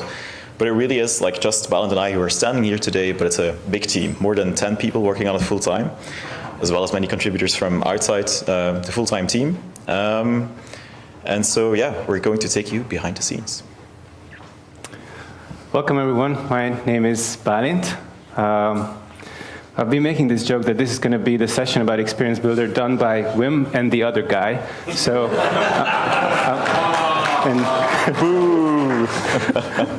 and I'm the other guy. Hi. All right. So let's dive right in. What you're seeing here is we're browsing a live website, and we're going into the top bar, clicking Edit, and we're in Experience Builder. That's a really short, super high-level version of it, but we're not just going into any particular page. It's a page entity, a landing page, a structured content-less piece of data. So it's a new content entity type that Experience Builder is adding specifically for unstructured content, specifically for landing pages. And I know that was a video, and we promised in the session description that it would be live demos, but we're choosing not to do that because we would be switching back and forth all the time and making you all nauseous, especially after lunch. So we're not doing that. But everything you are seeing in the videos is real. It's recorded, but it's real. And it's actually behind where things are at today. Because, for example, in the past week or so, we made the dragging and dropping experience much, much smoother than you can see in the videos. So even though it's recorded, it's nothing fake, it's all real. So we are inside Experience Builder now in this part of the demo. And what you see here is a React app. So Experience Builder is built in React. It's fully rendered in the browser. If you haven't seen something like that, it looks like very basic HTML markup that the backend serves. And then there's a placeholder, a div, and that's where a React app is loaded, and it does everything. But on its own, it cannot really do everything. It still has to use all the power, all the ecosystem, all the infrastructure that is there in Drupal. So it does so via HTTP endpoints, and all those HTTP endpoints are implemented as Drupal controllers.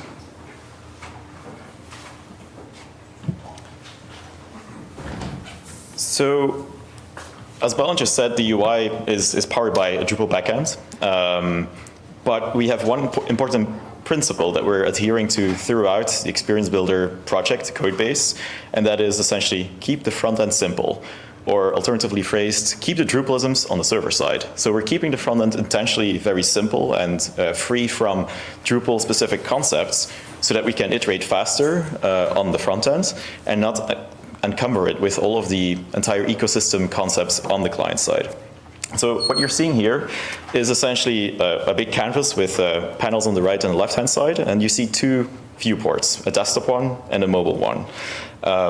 As you can have imagined, those are the things that are rendered server-side. Those are kind of like Drupal pages that you've all seen before.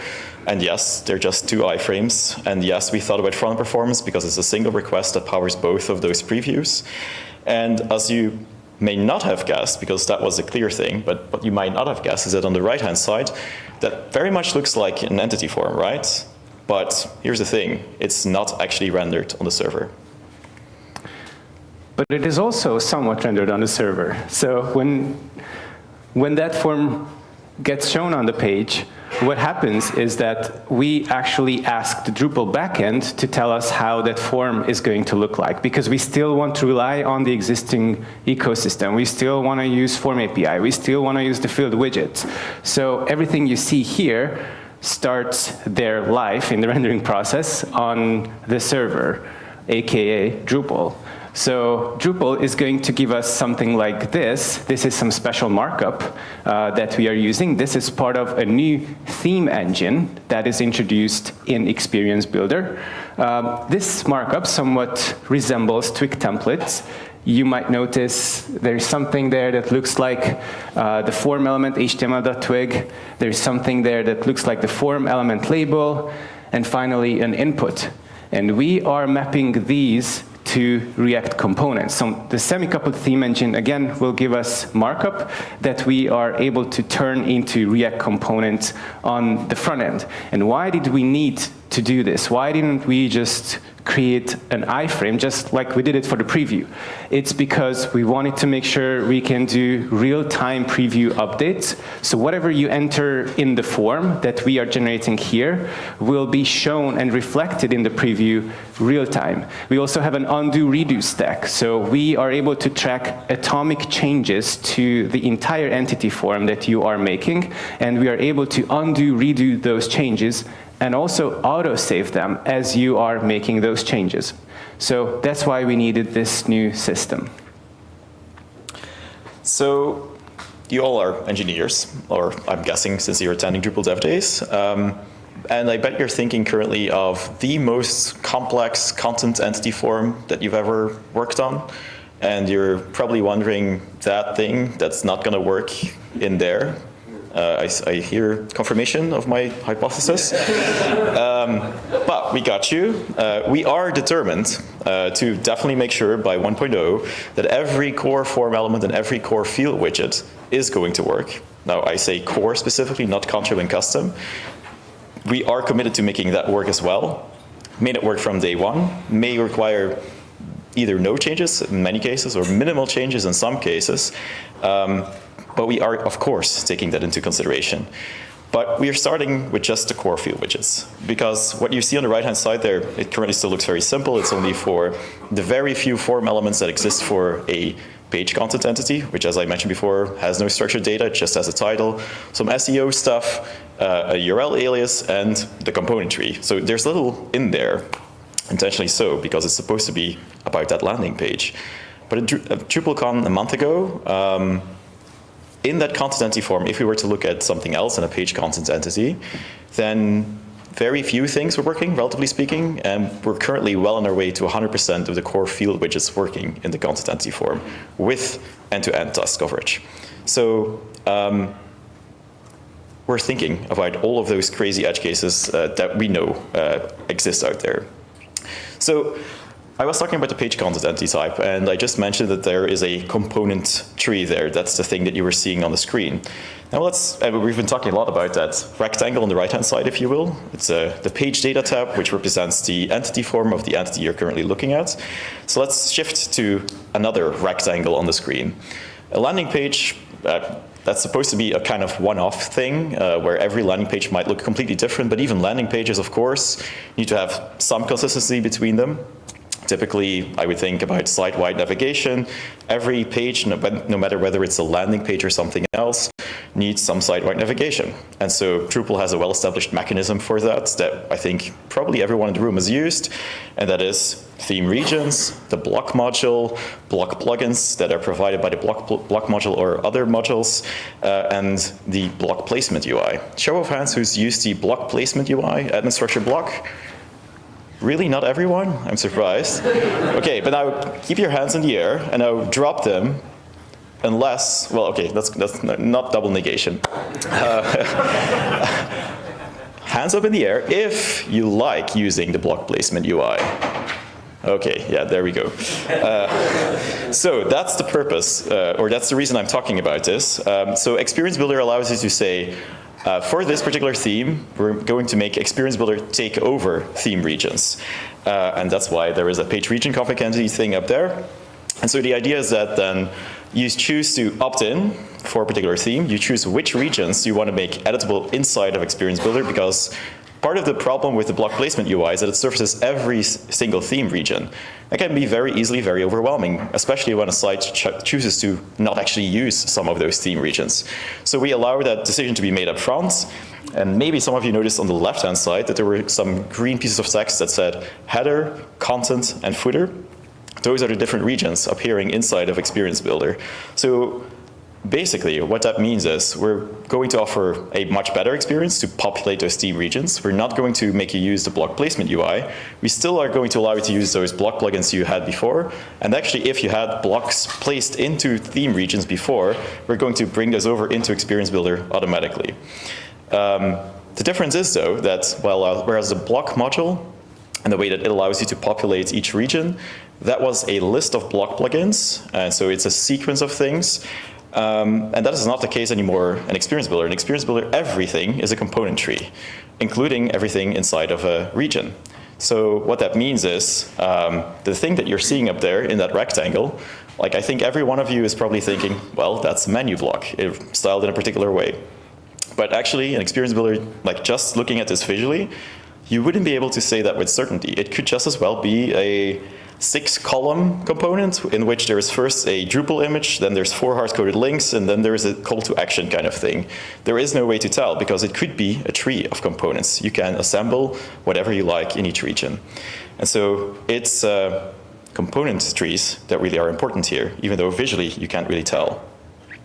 Let's move on to a different rectangle on the screen, the one below the site-wide navigation. Well, this is actually the content region, and on the left-hand side, it's kind of obscured right now, but you can see that it says, or the content region is uncollapsed, so in the layers panel you can see the different components.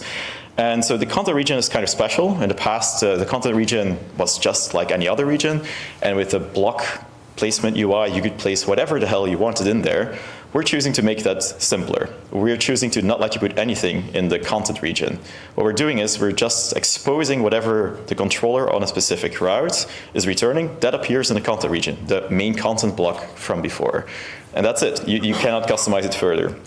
That means that for a content author, it's much more consistent, much more predictable what is in there. The content that they're going to, that they're editing, it appears in the content region. And currently, like you can see that it says XB field. So I'm currently looking at a page content entity. And so what really is happening is I'm seeing the XB field entity, nothing else. The component tree contained inside of an XB field is what is being visualized there. That's the case for when you're looking at an individual content entity. And now I'm going to give you a peek behind a future curtain, because it's called behind the scenes, but it's kind of a future scene because it doesn't really exist yet. But we are currently working on, and the number of pieces of infrastructure have landed, for bringing content templates into Experience Builder. What that is you're going to be able to specify what the component tree is going to be, what every product or every article or every blog post, whatever the content type might be, is going to end up using. The difference is that instead of assigning specific values to it, you're going to map structured data into it. So you're going to use this same familiar at some point, I promise, user experience. You're going to map structured data into pieces of the component tree.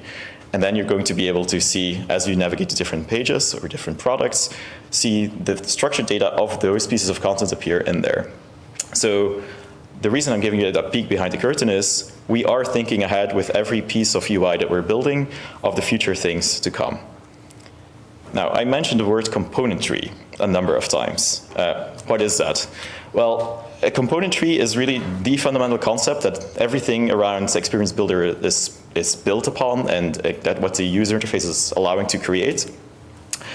Because in the end, assembling all of those single directory components and blocks and other kinds of components together in one cohesive visual whole, like it needs to be stored somewhere, and it needs to have some data structure. That's what we call a component tree. A component tree, without going into full detail, if you want a full detail, go check out the data model.md file in the docs directory. But it consists of 2 parts, a tree and inputs. The tree part contains the structure that defines which exact combinations of components you're using and how you're combining them and putting them in one another or adjacent to one another.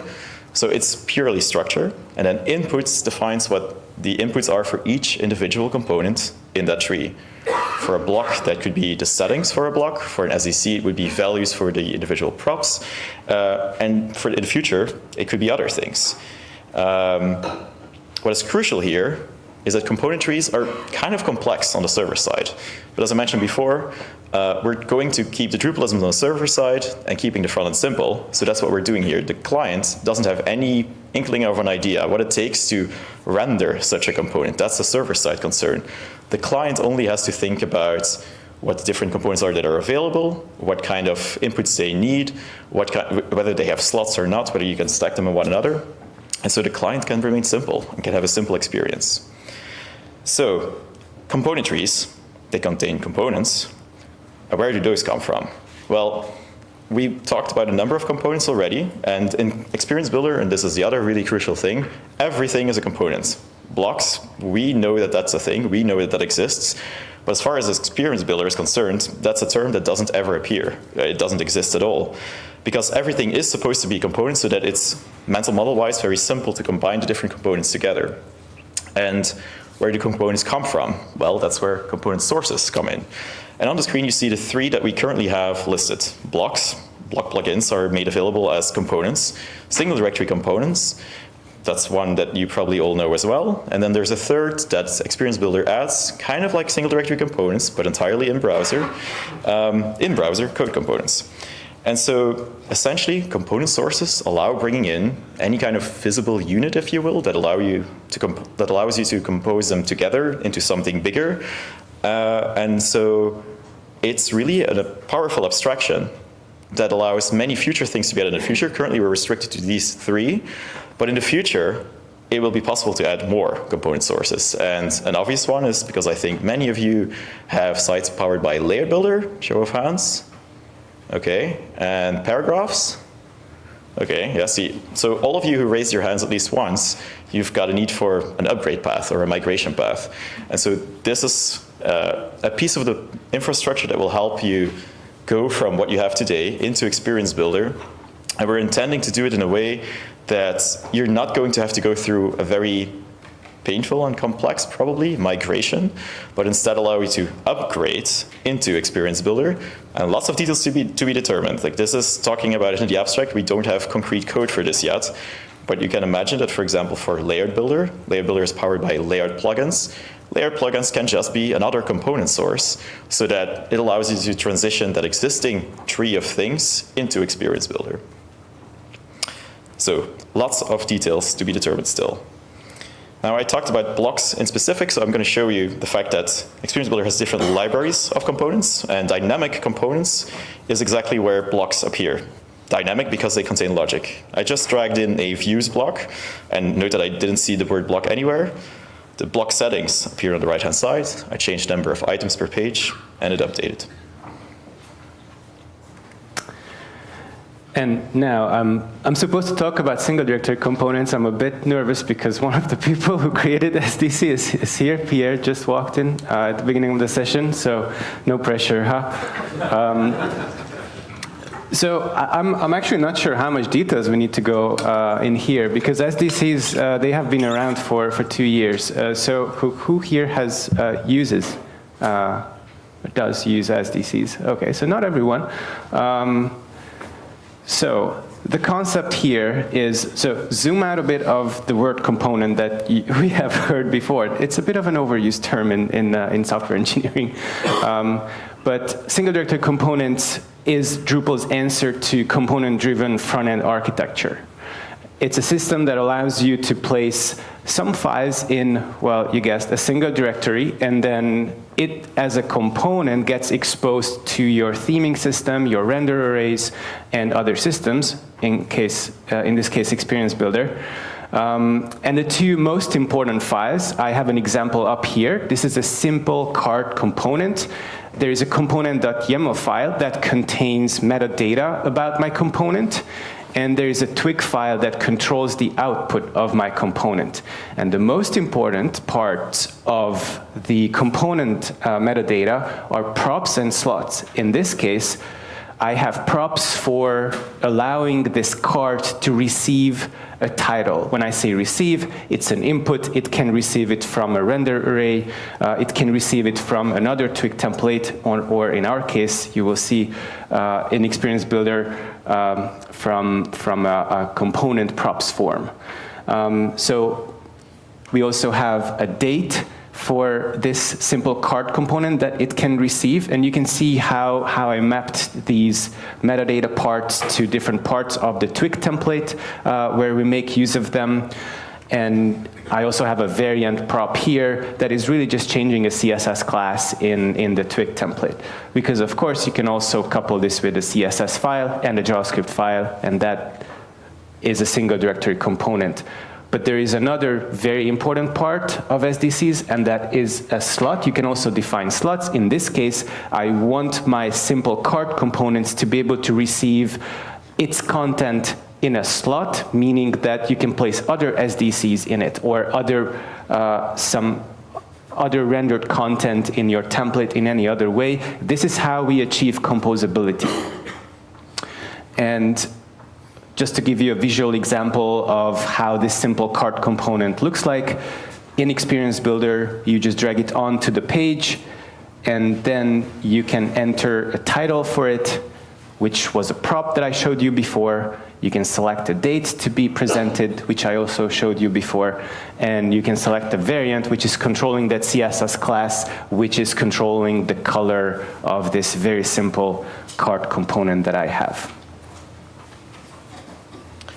So you saw in the video that form on the right-hand side. We're going to take a look at that. Before we were talking about the contents entity form, that bigger form on the right-hand side, and Balint explained how that is using the semi-coupled theme engine, and the same is true here. Now the question is, how did we even get to a form in the first place? Because the SDC only defined metadata in that YAML file. It defined props and slots, and I'm only going to dig into props here. But how did we go from that metadata in the YAML file to that form on the right-hand side? Well, that's where the concept of prop shape matching comes in. So an SDC can contain any number of props, and in the example that Balint gave, there's 3. The first one is just title, and it has a title. It has a type, and the title and type together are kind of what hints towards what an appropriate widget would be. Like it's a string, so you want a string field type and a string field widget, and you need a label for that field widget. In this case, that's like not very original, title.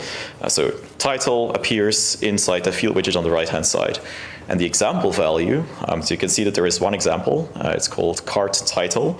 The first example for something is automatically used as a default. Maybe you spotted that in the video. When Balint dragged the component onto the canvas, it first showed cart title.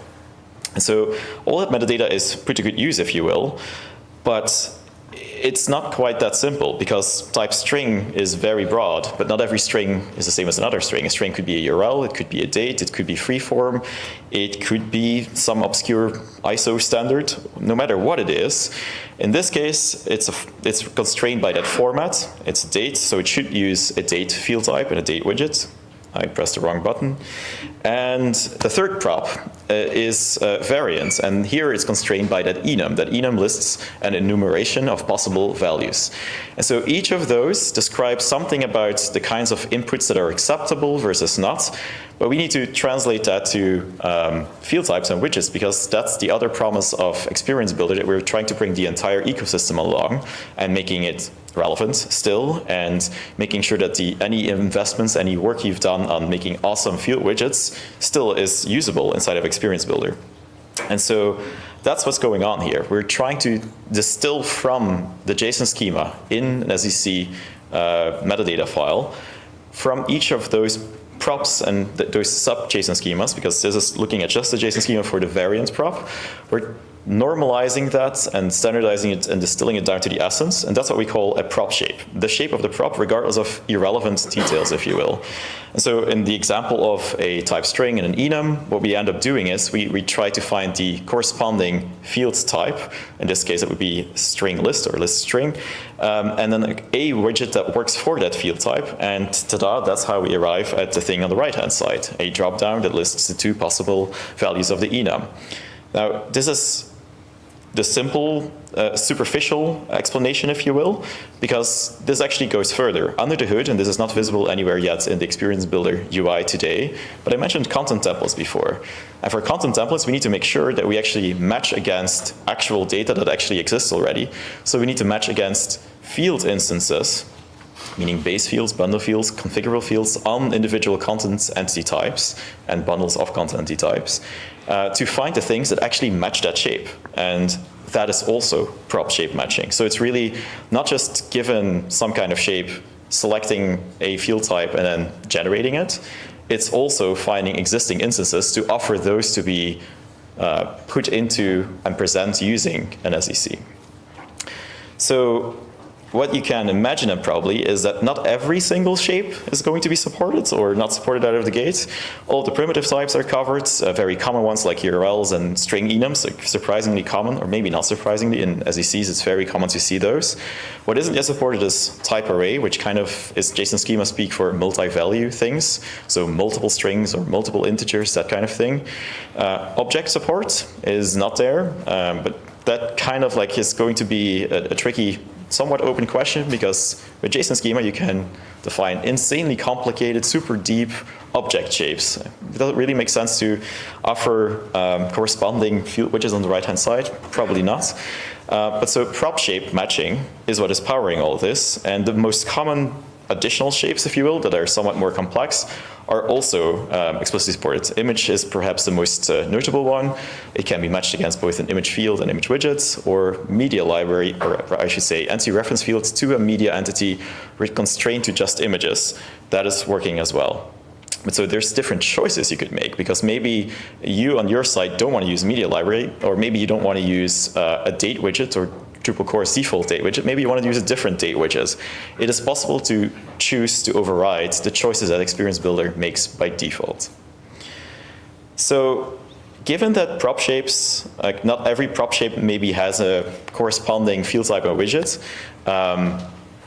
how do we make sure that only the components that we can actually make work well in Experience Builder appear for the content author to use and the site builder? Well, that's where the concept of requirements for component sources come in. Because, for example, if we didn't have a title for a given prop, how would we generate a sensible label for the field widgets? Like, that would be impossible.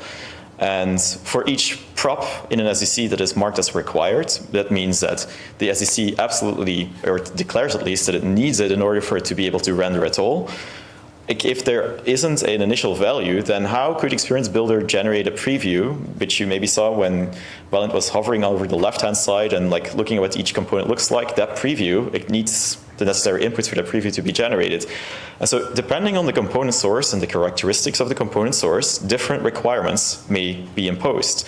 And for SECs, these are two of the most prominent examples. So your SECs that you're writing today, they will work in Experience Builder, assuming that you maybe add a little bit metadata to allow Experience Builder to generate a decent authoring experience. But yeah, generally, any work you do today with an SEC either requires no additional work to make them appear in Experience Builder, or a little bit of metadata additions.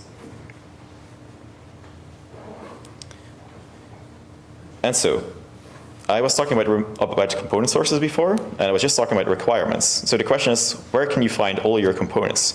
Well, under Appearance Components, you find the list of components that Experience Builder discovers automatically that are available, that are meeting the requirements. And then under the Disabled Components tab, you'll find, in this case, a much longer list of components that do not meet the requirements. So for example, for block plugins, we require that the settings for a block plugin are fully validatable, because how else can Experience Builder be confident about the data it's storing for a block? And the thing that is kind of in the middle of the screen there with a long piece of text, that's Experience Builder saying, sorry, this is a complex shape that I do not have a match for. So it precisely tells you what is and what isn't supported and why, so that you can act on it.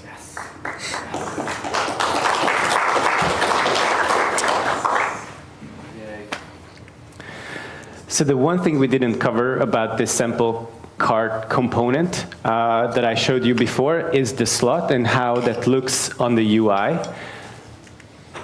So that is what I'm talking about, and just a recap of how that was in the metadata file. And so Experience Builder presents that with that light blue rectangle, and you are able to drag other components into that slot. So that is what I meant by composability, or by embedding arbitrary content in your slot. And in this case, I just pulled in a paragraph component provided by the Starshot demo design system, and I just configured the props of that component, how that should appear inside of that slot. Now, you may want to sometimes be kind of happy with something you build and not want to recreate it all. So here is an example of something that is quite complex, like a fairly deep component tree, if you will. And like this subset, I want to be able to reuse. And what I can do then is I can right-click it and create a section out of it. A section is kind of a reusable piece that you can reapply anywhere you like. And so under the hood, that is another config entity, the pattern config entity. And really all it contains is a name and a component tree.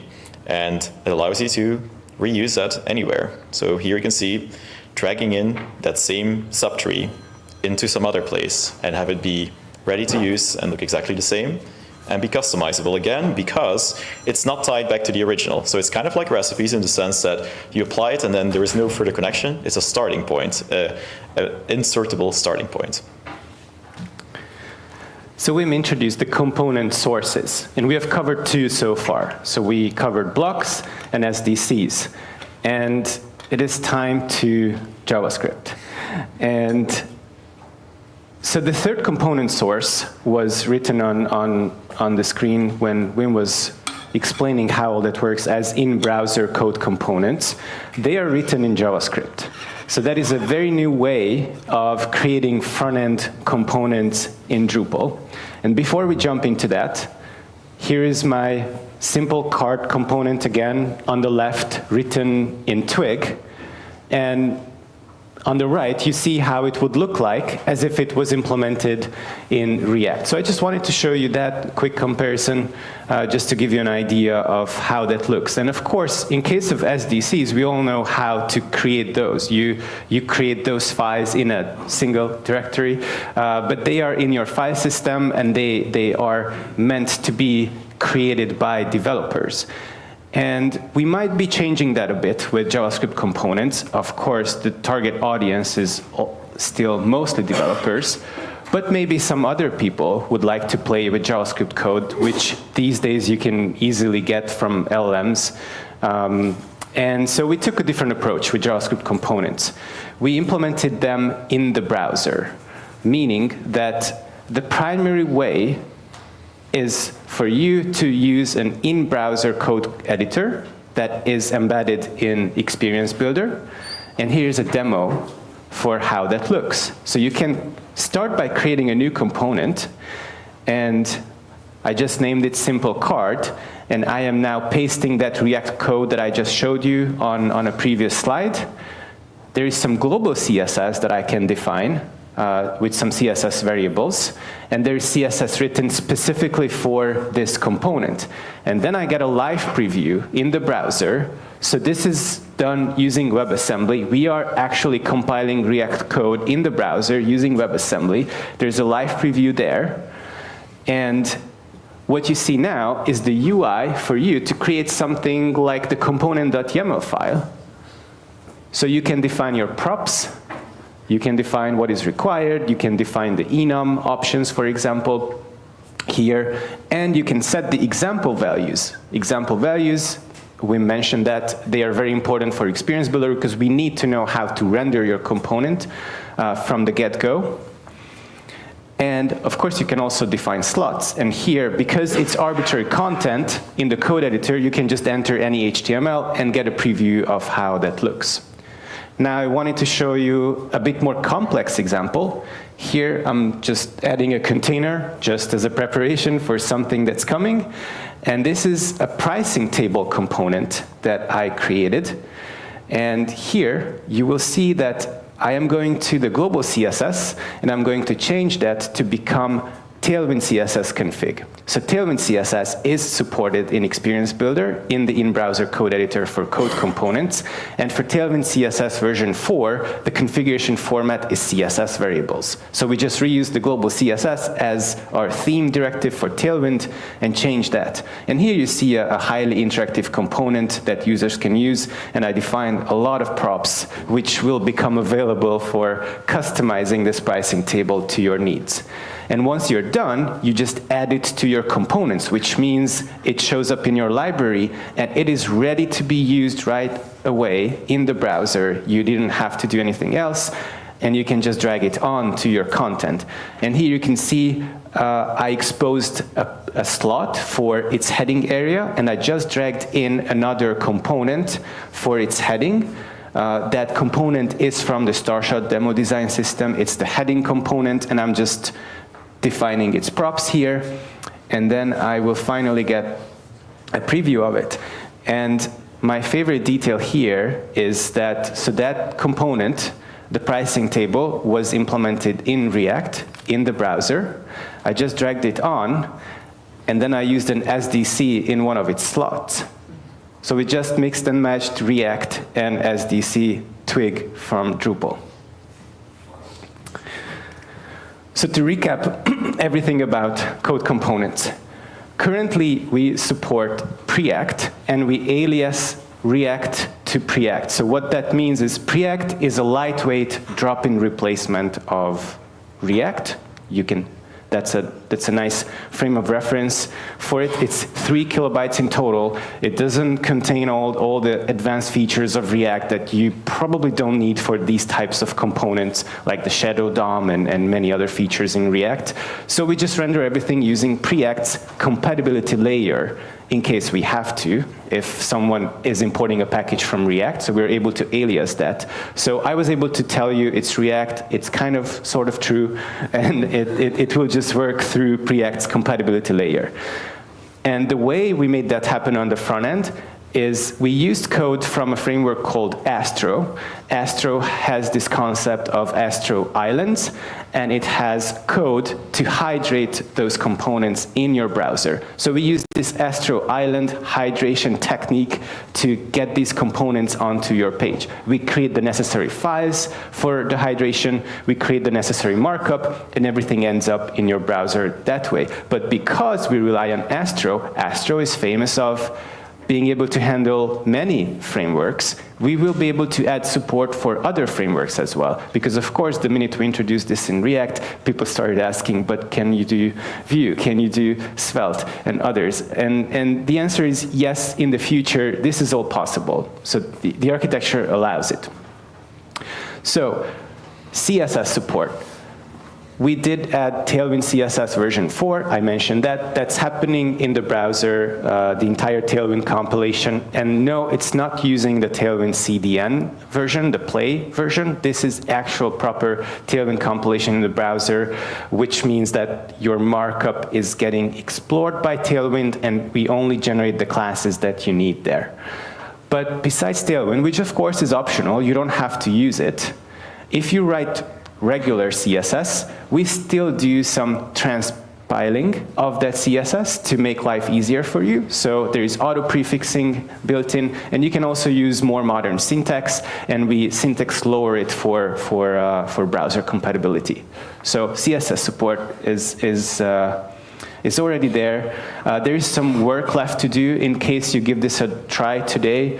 The way we process the global CSS when it comes to the Tailwind configuration is a bit suboptimal, so we're working on that. I just wanted to highlight that here. If you see some CSS duplication, that's because there's still some work left to do, but there's an issue for that on Drupal.org, and there's a clear path to achieving that. And I haven't mentioned imports. So what do I mean by imports? In Twig terminology, this would be the equivalent of Twig embed, meaning that, let's say I have a hero component that I implemented in React, and I want to pull in another component, import another component that I also implemented in React, maybe a button component, and I want to make that as part of my hero component without using a slot, because that's how I would like to author it as the component author.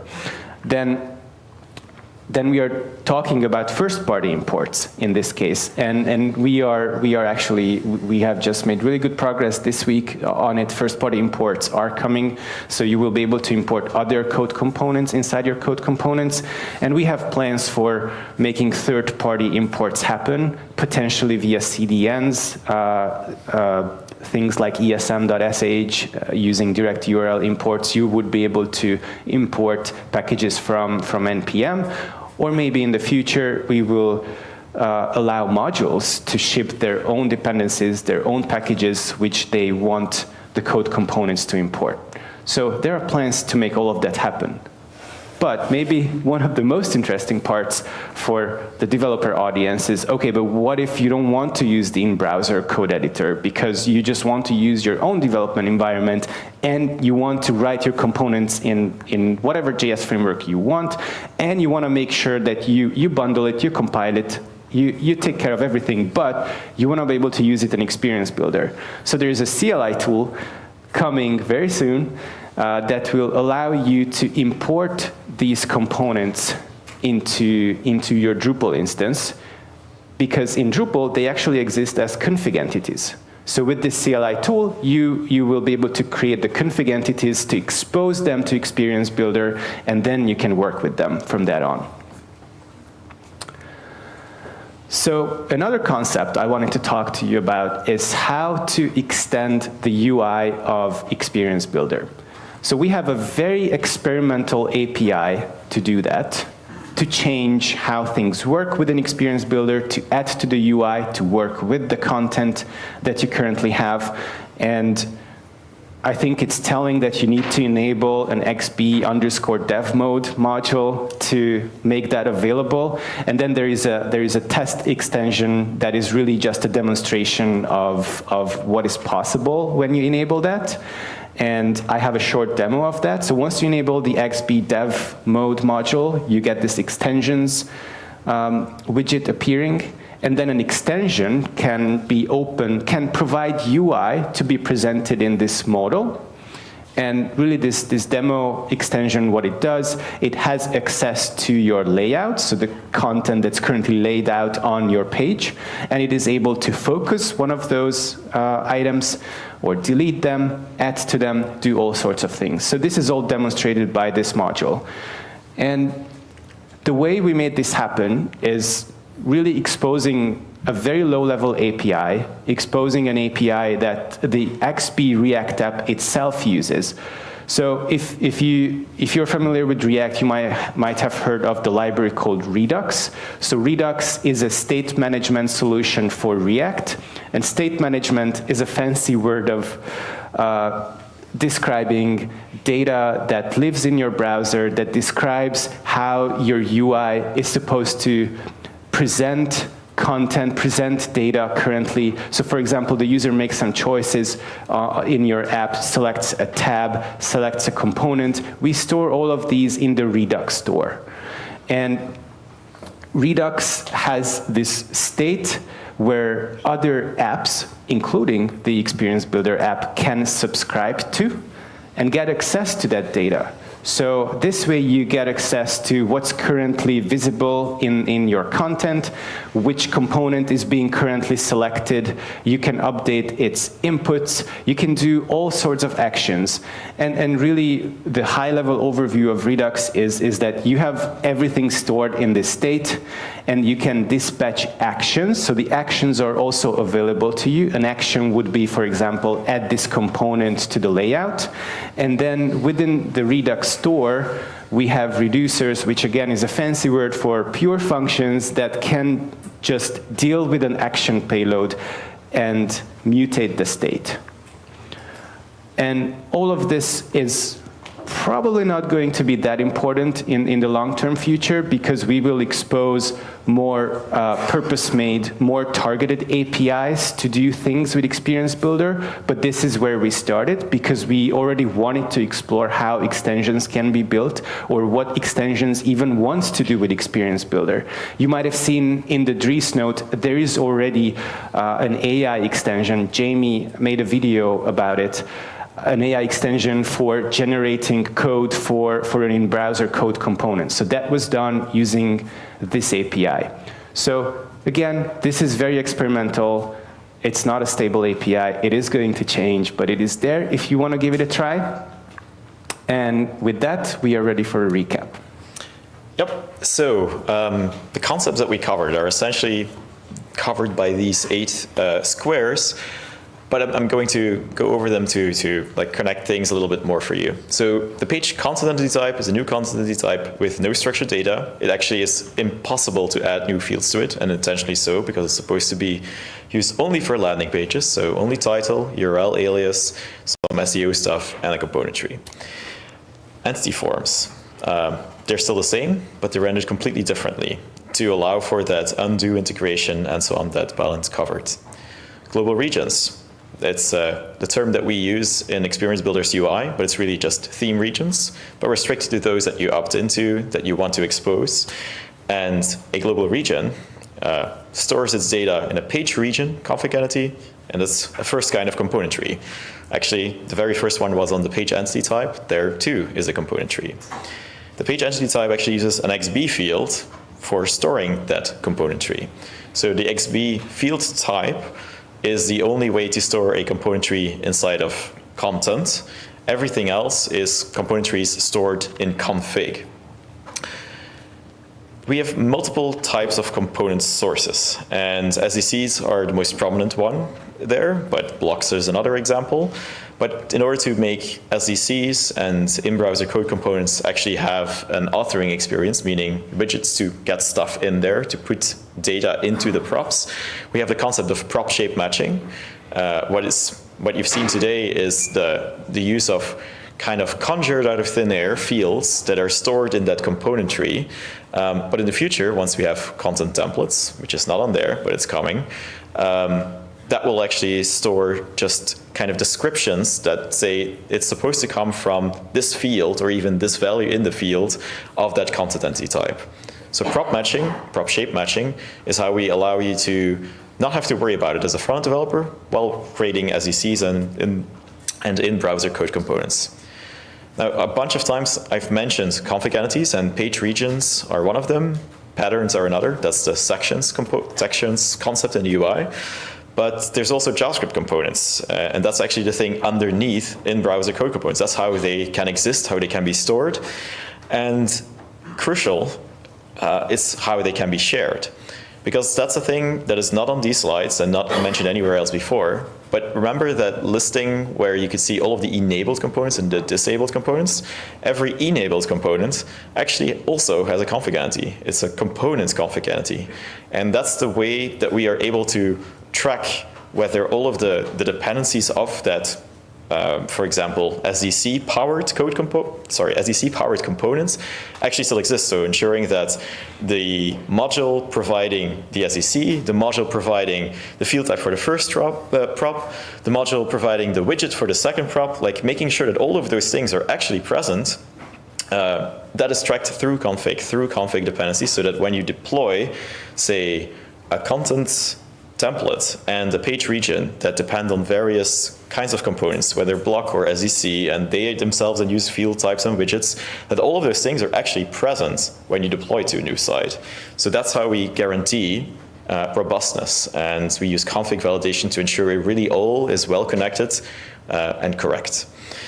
In-browser code components allow you to make changes, significant visual changes on a site without code deployments, and offer a much smoother developer experience from some points of view, depending on what your use case is. And then the super experimental thing that Balint mentioned, extensions. Lots of work to be done there. But so there's lots of concepts, but there's also lots of concepts that you still recognize. We're just recombining them in a different way to offer a better user experience. So I think it's pretty clear that I'm more on the back-end side of things and Balint more on the front-end side of things. So we'll be happy to answer any questions you might have now for a little while longer, or come find us in the contrib room later today. Thank you.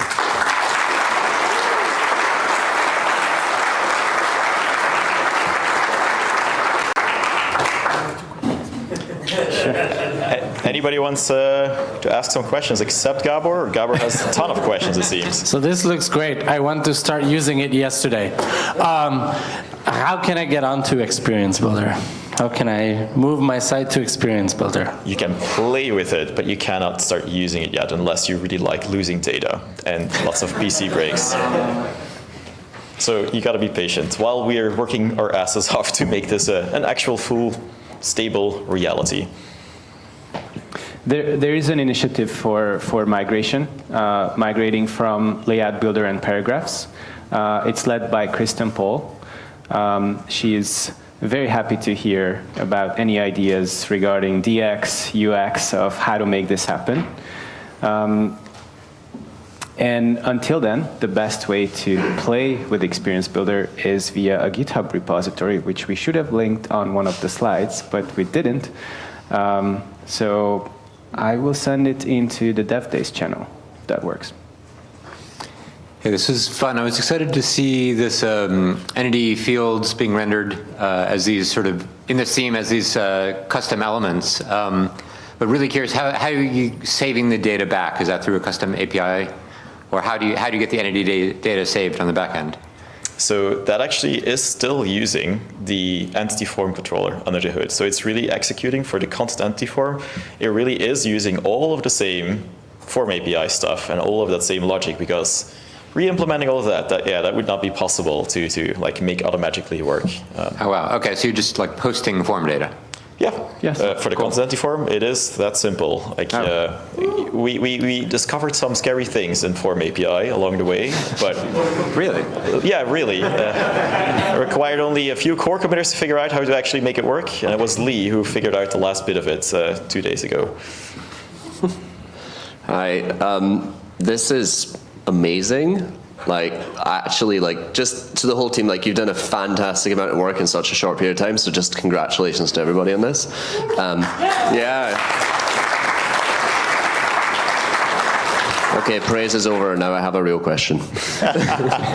No, it's just, I just wondered, so if I understand it correctly, with the is it templates? What did you call them? Content templates? Content templates. Is that essentially, is it correct to say those essentially replace display modes and how you arrange fields? Is that the intention with those then? You will not be arranging fields in the sense that arranging fields was a sequential kind of thing, where you choose a field formatter and you arrange them in a sequence.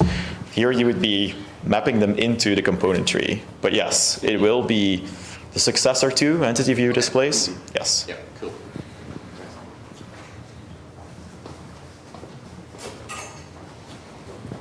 Does it work? I've got a second. This is absolutely fantastic. So to start off, so the one thing I was wondering, what is this going to mean for the cache API, like the relations there, and what is this going to mean for performance?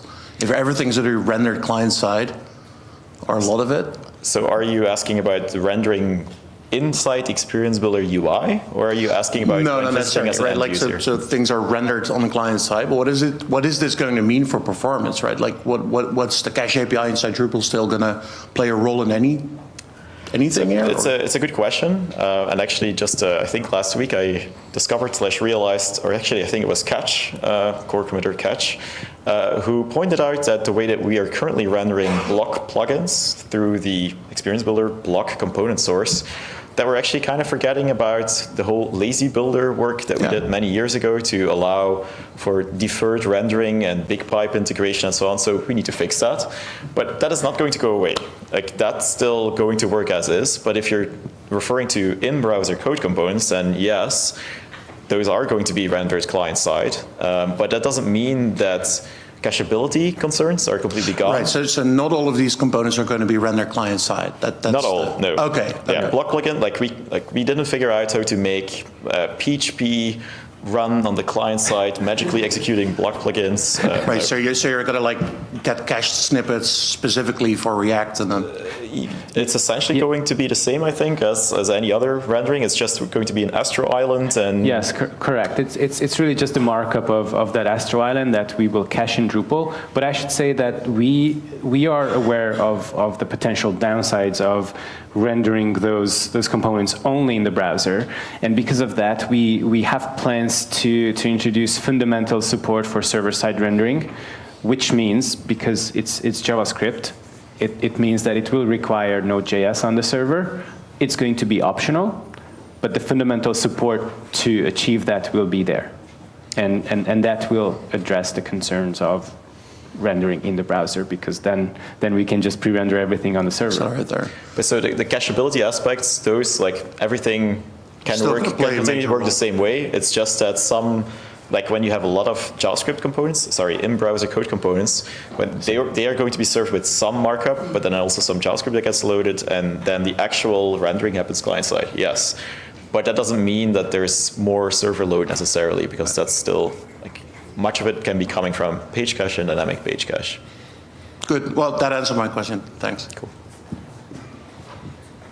Everything has been answered, apparently, or so we need to wrap, I think? Yeah, we got the sign to wrap. Thank you, everyone. And one important thing, we are planning to release the stable version of this by Vienna. So that is also going to be an answer to Gabor's question. Yes. And like the people raising their hands that were still having questions, come find us in the contrib room after this. Thanks.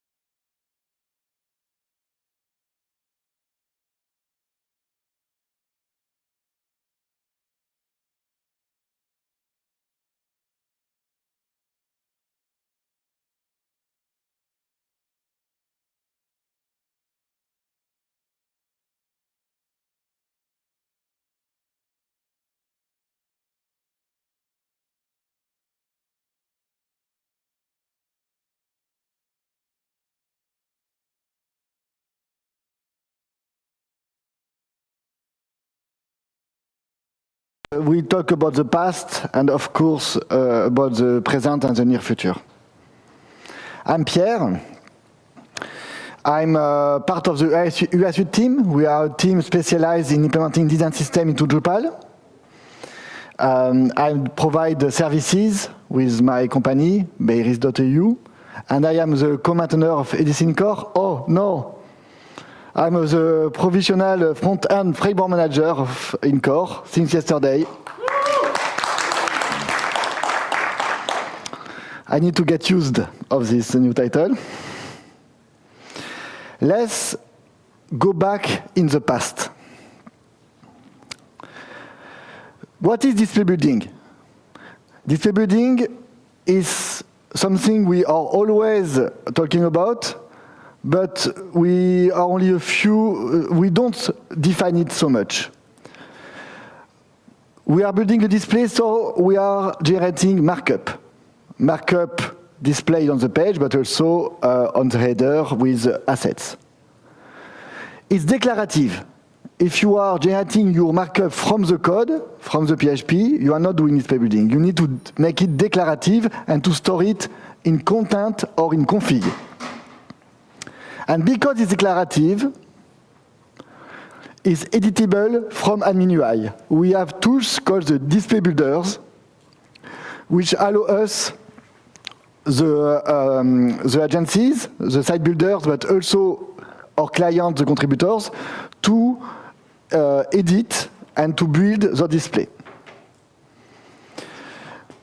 2006, 20 years ago, was the big year.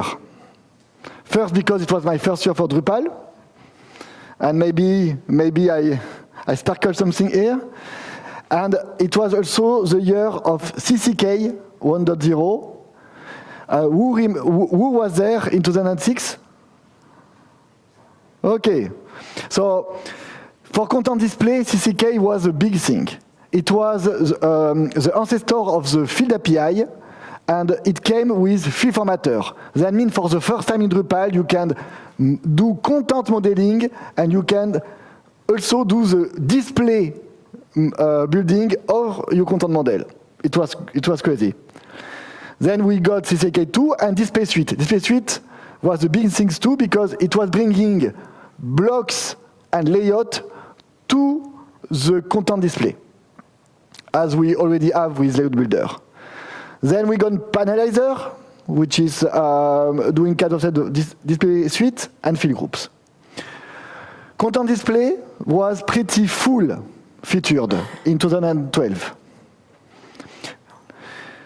And those tools are still familiar today. Page display, same year. It was a crazy year. Panels. Panels arrive, and panels make us build not content display, but full page display. It was very powerful. It was already using layout and blocks. And then we got also the same year views, which was doing a query builder. You can build your query. I want to pull this data with this filter, with this sort, but also this query display builder. You can build how the results are looking. And then we got views 2, views 3, and better expose filter for better building of the expose form. So you see, 20 years ago, we got already very interesting tool. And 15 years ago, it was already very powerful. And then, core, okay, and first, this guy, you know this guy? This guy is Earl Miles, Merlin of Chaos, and among the 6 tools I'm talking about, he did 3 of them. He was legendary. Then core was catching up. In Drupal 7, we got the feed API with entity display and field formatters, so the same as CCK. Then Drupal 8, view modes as config entities. You can have as many view modes as you want. And then layout API, and to finish, layout builder, the king, our best display builder we have in core. and it was 2018, 7 years ago. For page display, Drupal 8, again, we got block as config entities. It's still, it's something, it's better than before. And we got views in core, also the king of query building, and it was like that 10 years ago, and it's still like that 10 years ago. So you see, core is catching up, and it was a success, but not a full success. Because we don't need those country modules anymore, but there is so much things we are not able to do in core yet. For example, layout builder is limited to 2 levels, section and block. For page display, we can put many times the same block, but we are still defining the region in info.yaml and page.html.twig. And for query display, no much happened. We still have the same experience as 10 years before. So today, our Drupal core experience is not as good for the display building than for the other layers. Content modeling is great. You can do so much before going custom and making your own field type, for example. For business rules, like roles, workflow, permission, everything, you can go very far away without starting your custom code. It's crazy. But for display building, you need custom code very quickly. Why are we in this state now? Because we got the dark age. Something happened in 2018. We went from Drupal 8.5, where Layout Builder was introduced, and it was like the start of something great. We will build on it. To 1 year later, Drupal 8.7, introduction of JSON API. I love JSON API. JSON API is great. Entity share is made with the JSON API. You can publish business data to a lot of platforms with JSON API. There is nothing wrong. But JSON API arrived at a very specific moment. It arrived during the headless craze, the headless hype. So there was a time when headless was unavoidable. You see AI, all those talks about AI, at this time, 7 years ago, 6 years ago, it was headless everywhere. And everybody was talking about that as being the future of Drupal.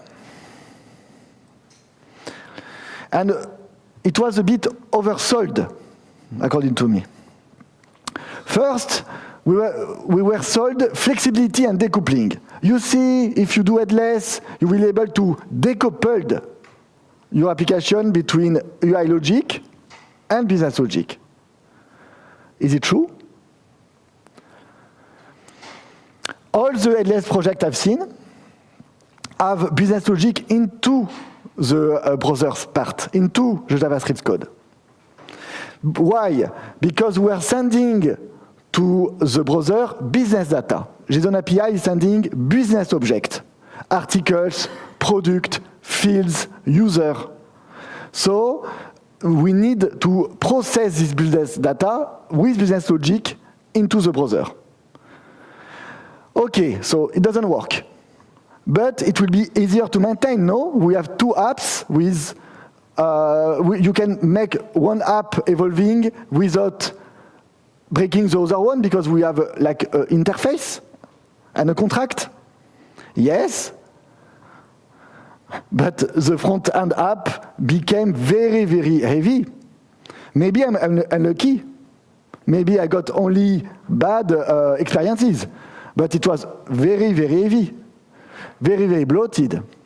So when you are running on the browser, which is not app engine, when you are running those big code base with heavy UI and business logic, it can be hard to maintain. And then improve performance. Really? Did we really get better performance with headless? Did you notice that every time a website is very slow, it's headless rendering? So I'm not saying headless rendering is always bad for all your projects. I just said maybe we did too much. Maybe it's not magical. Maybe it was not the one-size-fits-all solution. And all this complaint is not the reason why I'm complaining. And I'm not complaining again about bad SEO and accessibility. I'm complaining about that. Client-side rendering, headless rendering is not display buildable. Because the state of your display doesn't match the state of your config on the Drupal side. Because presentation is handled in a separate app with its own logic, and the communication is going only one way. This headless app is pulling business data from Drupal, but Drupal doesn't know about what is displayed on this app. So how can we build something from Drupal with headless? This is the main explanation of this dark edge, and the country space tried to provide, but it was a mess. Layout Builder got an ecosystem. Great, we need an ecosystem. We need to extend it. But it was a big ecosystem. When you have an ecosystem that big, with incompatible modules inside, that may say something about the core module you are extending. Maybe Layout Builder didn't get enough love after 2018. For page display, we got Page Manager, which is a very good module, but very slow to be ready. It took nearly 10 years to get usable. And on Query Display, we got nothing. 3 years ago, I was in Ghent. I was with you. It was wonderful. I think my best Drupal event. And I was so excited to share about design system and display building. And I got the feeling I was a bit the alien. Everybody was still crazy about LS rendering. And I got some trouble to catch your attention at the coffee break. But the dark age is over. I feel it. And I feel it for 3 reasons. First, there is something on the web happening now. It's been 2 years, server-side rendering, it's cool again. And there is so many articles, and sometimes very deep and interesting articles, about doing server-side rendering again, and getting better performance, better maintainability, better compatibility, better everything by moving back the rendering to server-side, including in the JavaScript world. My second reason to think we are out of the dark age is the hype inside the Drupal community. In Lille, in DrupalCon Lille, in 2023, Dries announced a new initiative, Next Generation Page Builder, and it was the first time in years people get excited about page building, and it was very refreshing. The goal was to improve Layout Builder after a few years of letting down. And 6 months later, he did this very powerful blog post about renaming Next Generation Page Builder to Expert Builder and focusing on expanding Layout Builder. So finally, we got Expert Builder, you know. It was different than what was announced, but still, it's not about the product, it's about the hype. Because Dries is a hype machine, you know. And there was something else, a third reason. Core is changing, slowly, but surely. Core is getting ready for promoting display building again? Because Core is slowly adopting design system API. Who knows about design system? Okay, nearly everybody. That's cool. So, design system or design implementation were described and organized with component and different tools and artifacts. And because it's organized, we can manage them. For example, Bootstrap 5, Google Material, Daisy UI, IBM Carbon, Lightning from Salesforce, or design system. And this organization, this structure into the design implementation, make it useful for Drupal and other tools. Because system loves systems, so content management system are comfortable with design systems. And you know that API, because we got first SDC 2 years ago, SDC for UI components and layouts.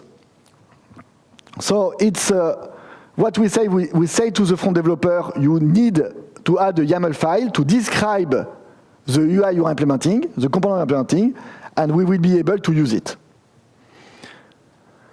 6 months ago, we got the icon API. Very nice API with describing an icon pack, not icon one by one, an icon pack.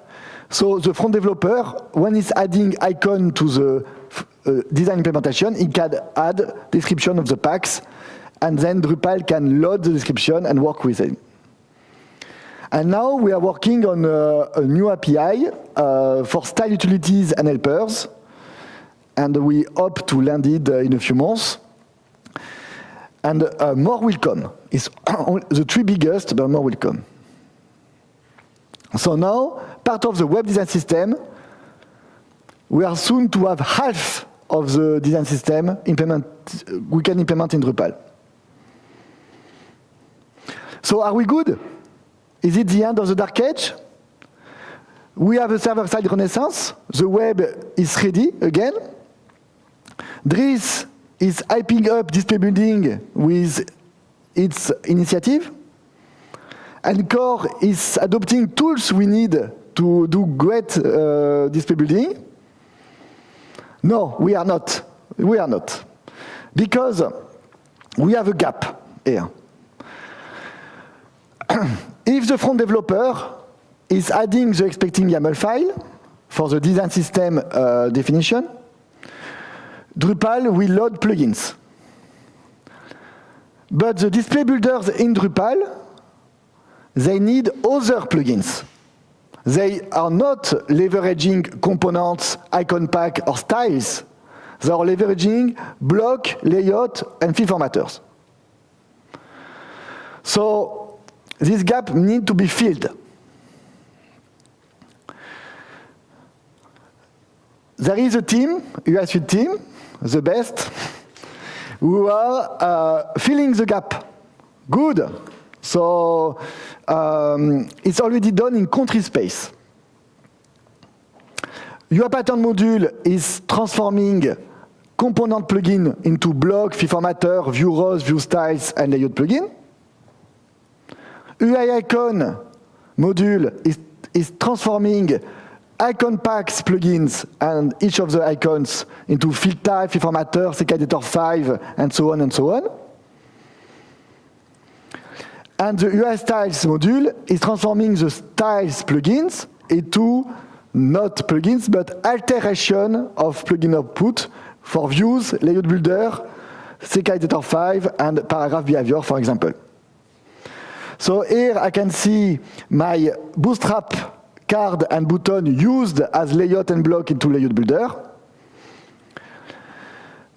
A Daisy UI icon stored in a field and displayed by a field formatter. And some Bootstrap style utilities applied to a region of the layout builder. My text is red and is beautiful. So thanks to UI Suite, we know plug the two parts of Drupal core who don't talk with each other. The plugins we have from the design implementation and the plugins we have for the display builders. So, are we good this time? We already know server-side rendering is back, the hype is back, core is getting ready, and now we can plug everything together. Yes, we are good. Some people already do production projects with that successfully, but it's not enough. We need more. Because there is two issues on the current situation. First issue, it's complicated. From the design implementation into theming to the display building, we have many steps and we have many transformation, we have many check and too many plugin type. It's heavy. And the second issue we have, all the display builders, block layout, layout builder, manage display views, are very different from each other. They don't provide the same experience. And sometimes the experience is lacking. For example, if I want to build entity view display, I can use layouts, for example, for my article full page. But when I go to page layout, block layout, I'm only able to put the block in already set region, and I don't have access to the layout plugin. So they are different, they don't really match with each other. So we need a next generation of display builders plural. They need to be design system native, they need to leverage all those design system API from Drupal core, unified building experience, and with modern advanced features, because the dark age is over. Now we are ready to continue the work we started from 2006 to 2018 and to put some love into display building again. I guess you already know one of those display builders. It's Experience Builder. I will not tell you much about that because I guess most of you were already in the room 1 hour ago, and Wim and Balit Bruce did a great talk about this exciting tool. That's why I want to talk to you about another one. Because us, UI Suite people, it's been 8 years we are working on a design system and display building. And those core API, they are inspired by our work or they come directly from our work. And until now, we were just saying, okay, we will convert the plugin and we will let Drupal tools do the display building. But why? Why we don't do the extra step? Why we are not building our own display builder, leveraging those plugin types directly? It seems crazy, but it's not crazy.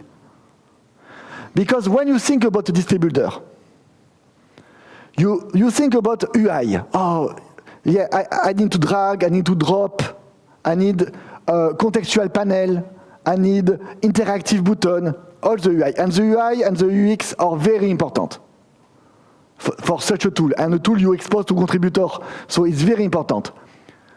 But it's the fun part. The hard part, the heavy part, is not the UI of the display builder. It's the lower layers. And this job was done. This was done many years ago.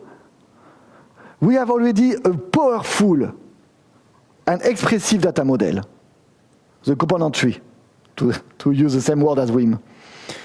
We have a very wide and battle-tested data retrieval and normalization mechanism. We can take Drupal data from everywhere. We have a performant cache management. We are managing the context. The context is very tricky. It's like 20% of the UI pattern code base, the content management. Where I am, what can I do according to the Drupal context. We are also managing config dependency management to avoid any break into the building experience. And we have advanced design system features. So we are in a situation where this crazy stuff, those lower level stuff are done, and they are done the right way, and they work, and they are used by thousands of websites. So what we need to do is to do the fun stuff. New dynamic UI, a server-side state manager to plug the UI, and replacement. And among the replacements, there is a display builder I didn't talk about. It's entity form display. Yes, it's a display builder too. We are building the display of a form, and we will address it thanks to current work by Florent. He did a talk yesterday. It was wonderful. You want to see a demo? Yeah. We're starting 2 months ago, and this demo is already 1 month old.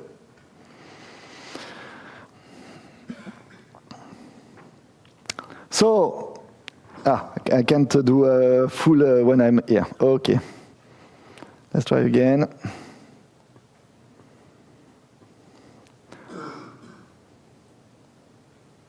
So, I have a component library on the left. I can filter and pick all my components. I can nest my component with a slot. I can filter anything. I can pick directly component variant. So I save a lot of click. I have blocks. Blocks are any Drupal renderable you can get. So we, according to the context, we pull all the available data. And our any renderable component or block have a contextual panel to set the props, set the settings, and also apply design system iteration.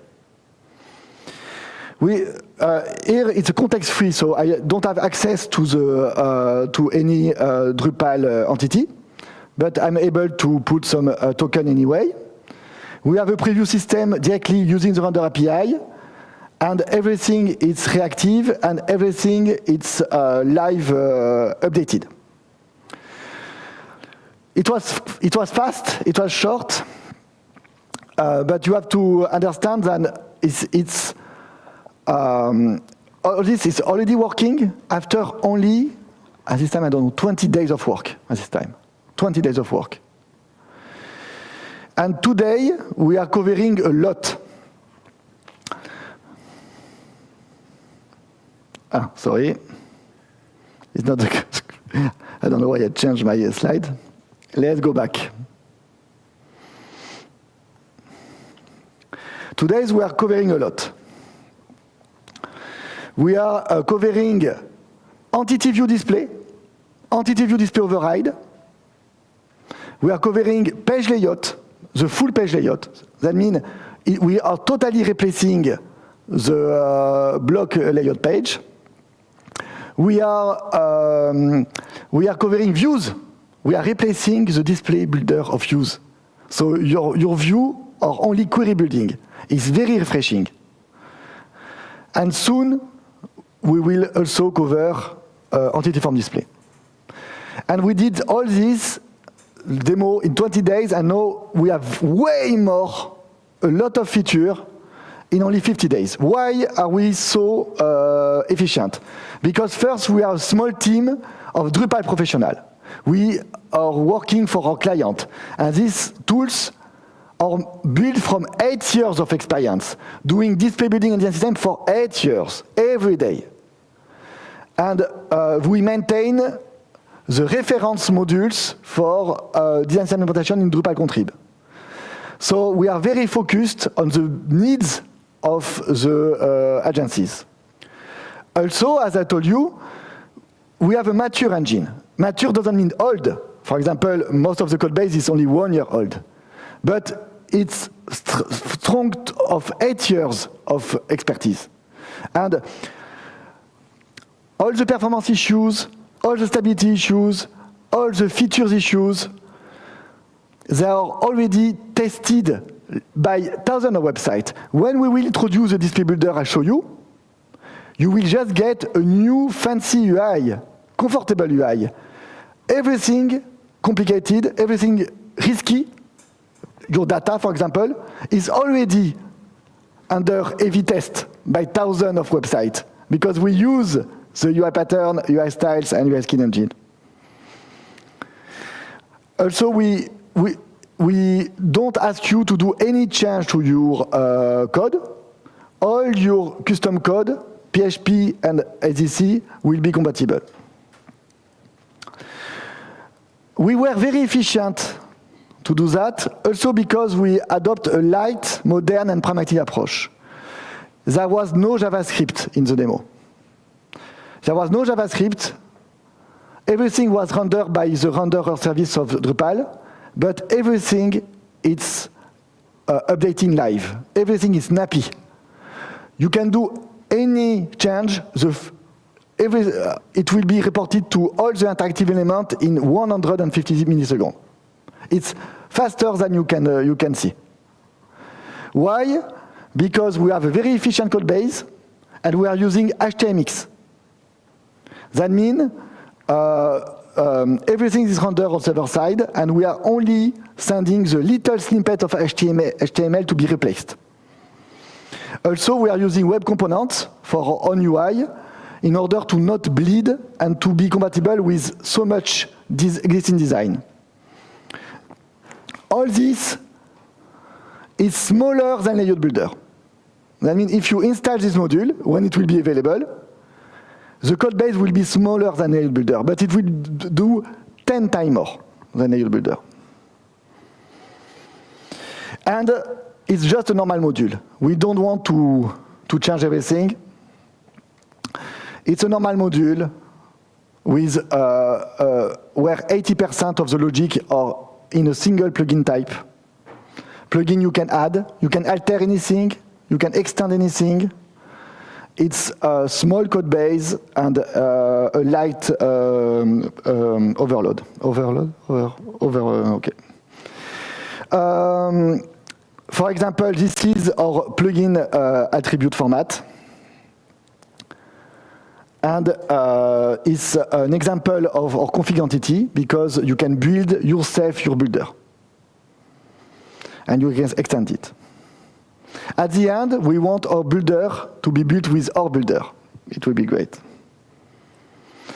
So we have a project page already. Today we are not public. We are still in private repository because we are doing some refactoring. We will publish when we will be ready. And of course, all the development will happen on the Drupal issue queue. We will publish an alpha soon, so get ready. A beta 1 in June. It will be production ready for the people a bit adventurous. And we target 1.00 in September. If you want a longer demo, a more up-to-date demo, we can meet at construction room. If you want to help us, you can also participate by sponsoring us. Today, we are very fast and very efficient because we prioritize that, but if some clients say, this is a big bag of money to do some billable work, we may be distracted. So to conclude, display builder is not new. Display building, let's not mix the two. Display building is not new. Display building is a part of the Drupal DNA. It's been 20 years we are doing that. There was a golden age. First it happened in Contrib. Then it happened in Core. It seems something stopped in 2018. And we are starting again. So the dark age. But we don't have to forget it's part of our project. And today, all this nice stuff happening, Experience Builder, Display Builder, and maybe other projects, maybe you want to start your own, are possible because of the new API into Drupal core. Design system is a secret sauce for this new generation of tools. Question?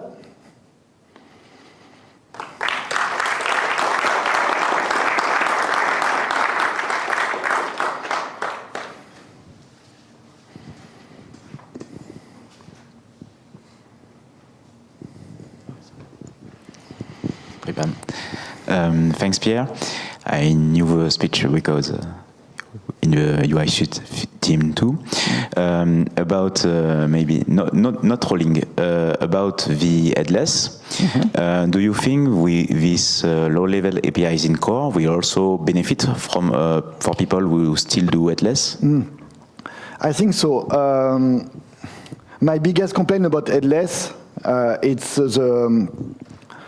we are sending business data to the headless app, to the browser app, so the browser app needs to implement business logic. There is a side effect with this new design system API in core. It will allow us to simplify the render API and maybe the form API. There is a lot of opportunities here to take. And if we success simply cleaning the render and form API enough, we can reach a point when our form, our render tree, our render payload can be exposed as JSON data. So instead, with JSON API, instead of sending your entities, business entities, you are sending your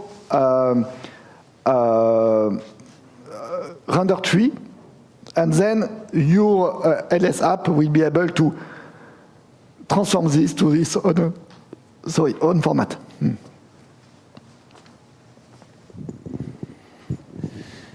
Can we see the views UI? Yes. I know views is a surprising part here. So I have a slide. So this is a good old views admin UI. It's complicated, no? Who knows every part, every option of this page? Yeah, me? Okay, we are 10 people. But this page is way simpler if you divide in two different categories. In color is a display building. You can configure the page the view wrapper, the view result, each of the view result. You can configure how your form, exposed form is displayed, or your pager is displayed. This is a display building. So all this can be replaced by a tool like the display builder I show you. If we do that, views will only be filter, sort, contextual filter, and relationship. And I'm dreaming about this very simplified page with only those 4 blocks. It's totally possible because our integration is already successful. So, other question? Ah, yes, there. Oh.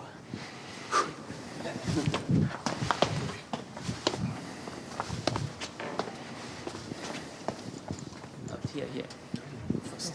No, I just was looking. How is it different from Experience Builder? Can you just develop? Of course. I was also ready for this question. Indeed, we look in competition because we are both addressing display building being modern, design system native, and unified experience. But we are also very different. Our display builder is really focused on covering the display building scope. We are targeting the display builders. We are targeting the agencies. And of course, we are also addressing the contributors because entity view display are available for contributors.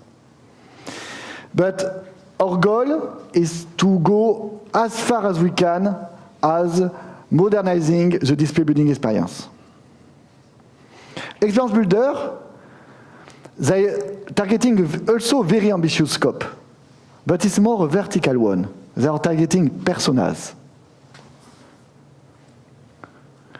They want to address from the designer to the contributor, and they focus on entity view display. Page display, as maybe you see with Wim, they are building the region one by one instead of the full page. View display, I guess, is out of scope. Maybe I will be corrected on this one. And entity form display, I think, was not discussed. So they are doing their ambitious work. We are doing our ambition work. We have only this. We are competing only on this intersection, and moreover, we are collaborating a lot. We are both building experiences about the subject, and we are moving stuff to core, and there is a lot of very nice stuff happening in core now, thanks to the collaboration between UI Suite people and Experience Builder people. So at the end, it's a win-win situation.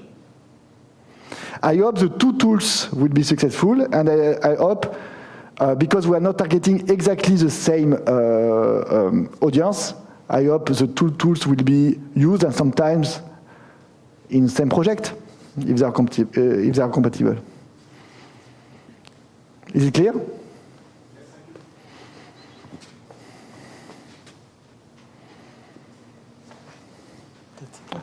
I'm sure there is another question. No? Okay. Ah, yes. Is there another question replying slide you want to show us? No. Have you anticipated another question? No. I only prepared two of them because yes. But I can do it really quickly. Hello. Yeah. Hi. My question is more towards like contribution point of view, since Experience Builder is in the limelight, everybody knows about it, and there is a big resource available to push that moment forward. And so, what's your what help do you need for your project? We need people to get involved mostly on the existing module. Because if I'm very confident telling all of you that this summer you will get this wonderful tool, and the promise, the stuff I'm hyping up will happen this summer, is because this new display builder is built on an existing ecosystem of 4 modules. So what we need people to use those 4 modules, to discover them, because every time someone is helping us on those modules by warning us about a performance issue, proposing a feature, fixing a bug, this is a benefit for the display builder. This display builder is very, very light. It's just an UI. So let's have the best engine possible. And it's already there. You can download it, you can make projects with it. Let's have the best engine possible, and the UI will benefit from it. Thanks. And you are welcome. Yeah.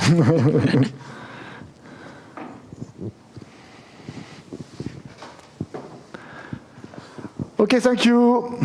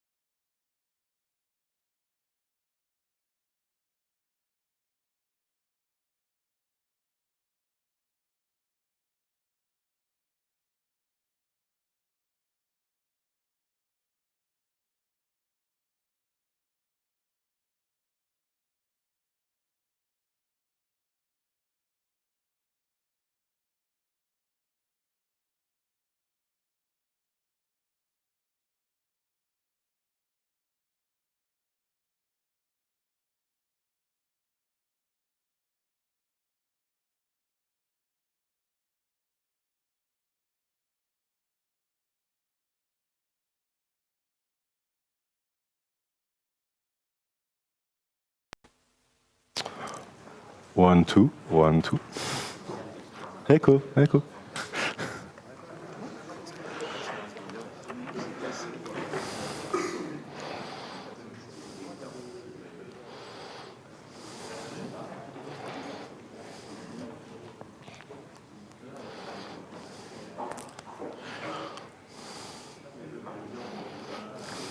Je fais comme Pascal.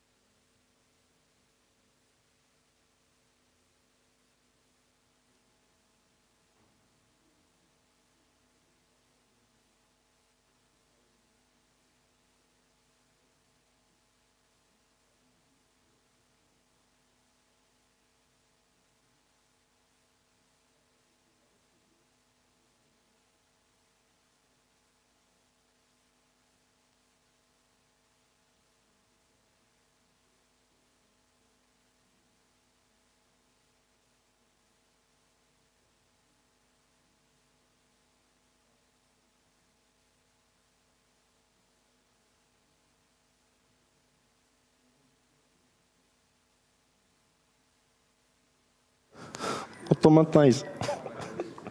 Automatize.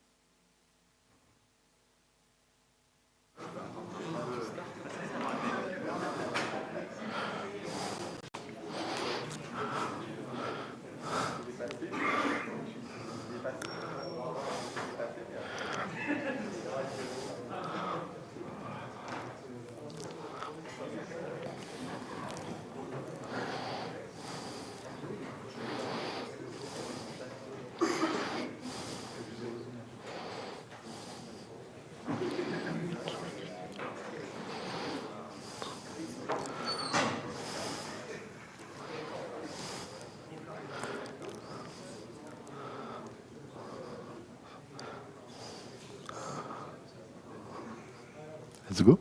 Huh? I don't know. J'y vais? Ouais. Let's go. Okay. Thanks to be here. I'm glad to be here too, to speak about Twig compilation. So let's go. I'm Nicolas Perussel, aka Mammut.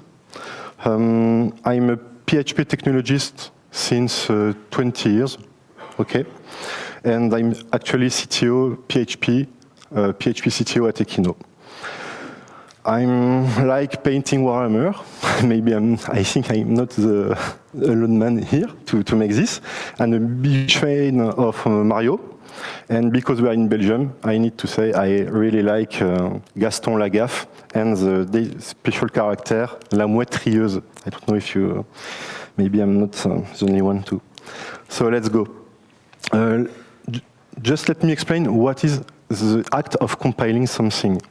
In computer science, compilation is a simple process to transform one language to another language. In fact, it can be complicated to make these things, but if we need to specialize this definition, it's already a good thing to know that we need to convert a high-low-level language to a high-level language, to a low-level language, sorry. Here are some examples. We have C, which is compiled to assembly. We have TypeScript, which is compiled to JavaScript. It's not really a compilation, it's a transpilation, but it's a subset of the compilation theory. It's not very important to know the difference between this type of compilation. And the last example is Twig. It's compiled to PHP. So, why it's very important to study the compilation of Twig? Here are written on the screen some good arguments, but for me, the better arguments I can say is to have a better understanding of the internals of our libraries that we use day to day, to be a better developer. Because if we have a good knowledge on the internals, we can have maybe better idea to produce our code and to enhance our feature or enhance our coding. So I like Street Fighter 2, so let's go, let's fight with the compiling theory. Here is a very simple example, okay? It's a minimal code to bootstrap Twig. It's not so complicated. We need to have a loader to load some files. We need to have an environment, Twig environment, very important, to bootstrap Twig, in fact. After, we need to load some template, and we need to render it. This is not so complicated. And at the end, at the bottom of the screen, you have a very simple Twig template. So if is in Belgium, I display hello name from the Drupal Dev Days Leuven, else hello, only the name. Very simple, I think.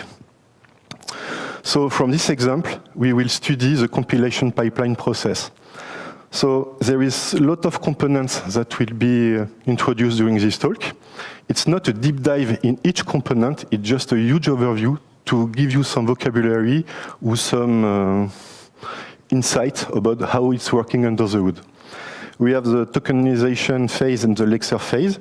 We will study this after. We have the parser, semantic analyzer, a phase of optimization, and after, the code generation. Okay? So, sometime I said AST. It's difficult for me to say that, so sometimes you will hear AST. If you said this, compile it to AST. Okay?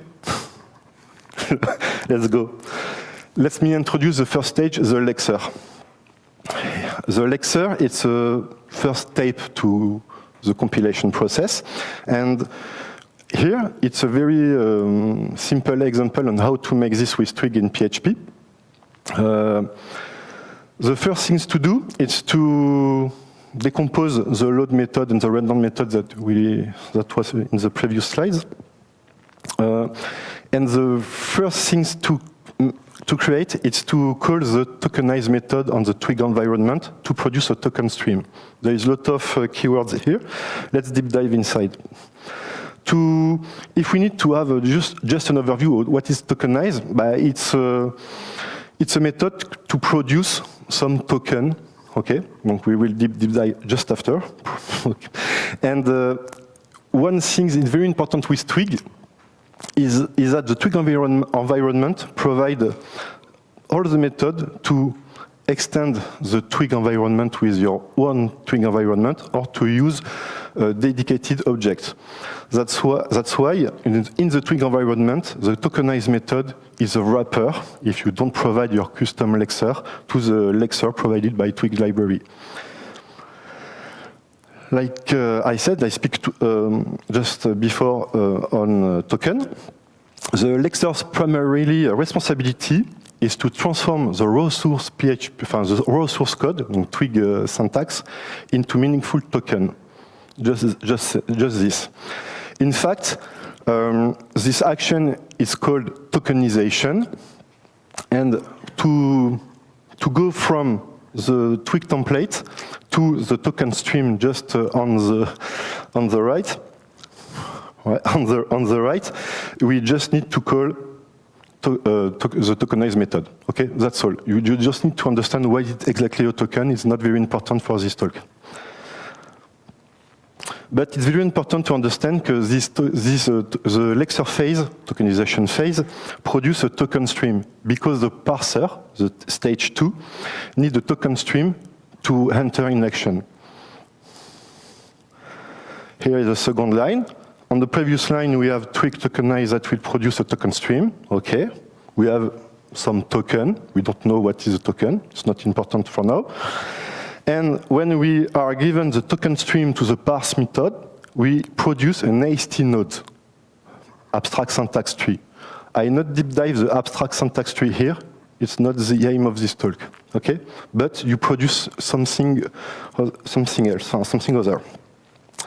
Like for the tokenize method, the Twig environment provides the parse method, okay, which is a wrapper on the parser parse method. And if you want, you can provide your own parser.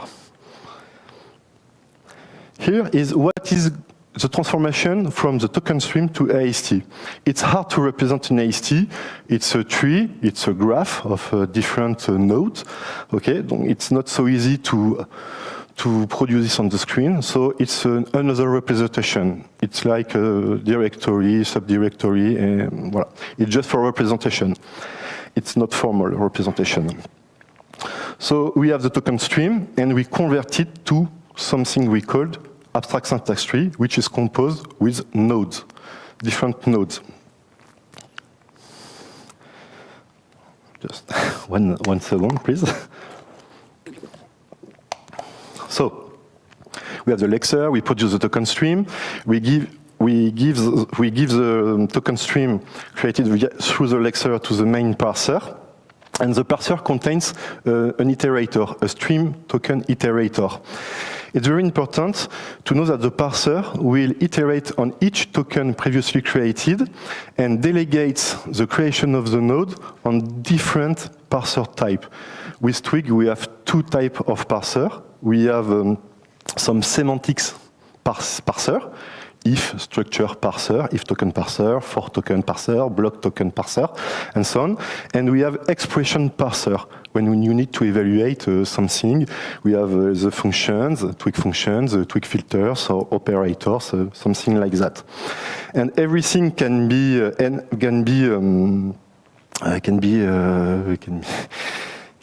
we can add easily some dedicated parser through the token parser registry provided by the Twig environment.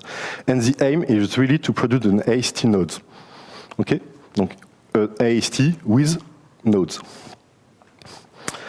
Here is an example on how it's converted during the process. We have an easy template, okay, very simple example of Twig templates. Second, donc when we call the Twig tokenize method, we have a token stream, which is represented on the second image. And after, we iterate on each token to produce an AST with dedicated node. So when you read the token stream, you can easily map what is going under the hood. We have the first token is block start, okay, it's the beginning of the Twig template, and after we have token name if. And the parser detects that if need to be delegated to the if parser, and the if parser produce a dedicated node that will be compiled into PHP. That's the process. It's important just to understand what it's the chain, the pipeline of how Twig is compiling. After we have a phase. It's not really a phase, it's a part of the parser phase, in fact, with Twig. But I think in other language or in other things, it can be a different component that will goes in action to this. We have the semantic analysis phase. The semantic analysis phase is just a guard to check and verify that everything is okay during the parsing and during the lexing and parsing phase, tokenization and parsing phase.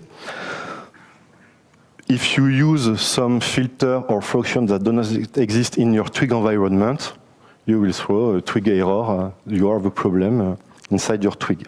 Okay. I not deep dive each of these things. It's just for information. After we have the semantic analysis, we have an optimization phase. The optimization phase is very important because less nodes you have inside your IST, faster you will be compiled. The aim is to optimize the number of nodes. Okay? So actually, you can how Twig handles the optimization phase. It produces a node visitor through the visitor pattern to enter into each node of the IST and clean some code that will be cleanable. Okay? So the node visitor interface provided by Twig gives the capabilities to create dedicated visitor to handle this type of task. Here you have some optimization provided by Twig core. Constant expression folding. If you are writing something like that in Twig, it's not really necessary. So we can simplify this easily. We have expression simplification, such as this ternary. It's not useful. Node merging can be a little more complicated. Dead code elimination. We have loop optimization. I don't slide about it, but it's very interesting. It's very interesting to deep dive into this subject. We have partial validation. We have IST catching. We have something like that. Donc optimization phase is very important. Yeah. And when we have everything clean and production ready, we can give the IST to a dedicated class. PHP class, which is a compiler. Something like that. We have the token stream. Token stream is given to the parse method, which is produce IST, which is composed by nodes, and the IST is given to the compiler to produce PHP file. Here is the logic under the compilation with Twig, but not only with Twig. The general concept. Okay. Like for the tokenization phase and for the parsing phase, you can provide a dedicated compiler if you want to override the compiler provided by Twig. Always from the Twig environment. Here is a more complicated example on why and how it's produced. It's not important to read the class, the template class on the right. That's not the aim. It's not very important.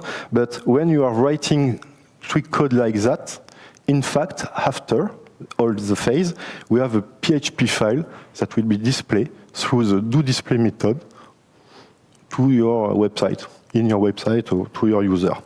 Okay? Something very interesting is a module node. The module node is the first node of the tree, of the IST. It's a root node. And in the context of the Twig architecture, the module node is the output of the parser phase and the input to the compiler phase. It's like a bridge. It's very important to know that.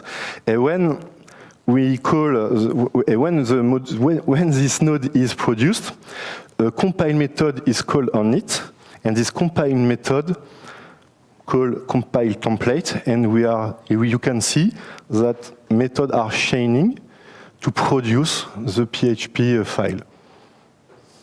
Okay? Under the hood, everything is like that. Just to have an overview and to have maybe a better understanding on how it's produced through the compiler, we have here a simple representation of an IST. And when we iterate on each token, or each node, sorry, we compile this node into something interpretable, into PHP. And when you see the compile method, you can see that you evaluate the node, you make some logic, and you are writing through the write method of the compiler, PHP, in fact, line by line. Okay? we have really a conversion. So I think, I hope everything is clear for now.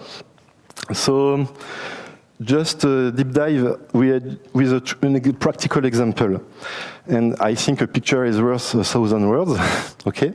So we need to add some grammar, some structure to a twig, and we need to create a switch statement into twig. So now you have all the keys to create something like that into your project, okay? You can create more twig grammar structure instead of using function or filter or something like that. No. So we need to add a switch with case and with the default case. Okay. The first things to do is to write a parser. I don't deep dive into how we write this parser, but you need to create a dedicated parser for your new grammar that you will be add into twig environment. Okay. We are writing the parser. After, we need to create some node, okay? Each node is mapped to a language structure, a switch, and switch, case, or something like that. And we are converting the different things into the node into PHP. And we are writing switch statement, we are writing default, case, and so on. After that, we just need to register our new parser into the twig environment.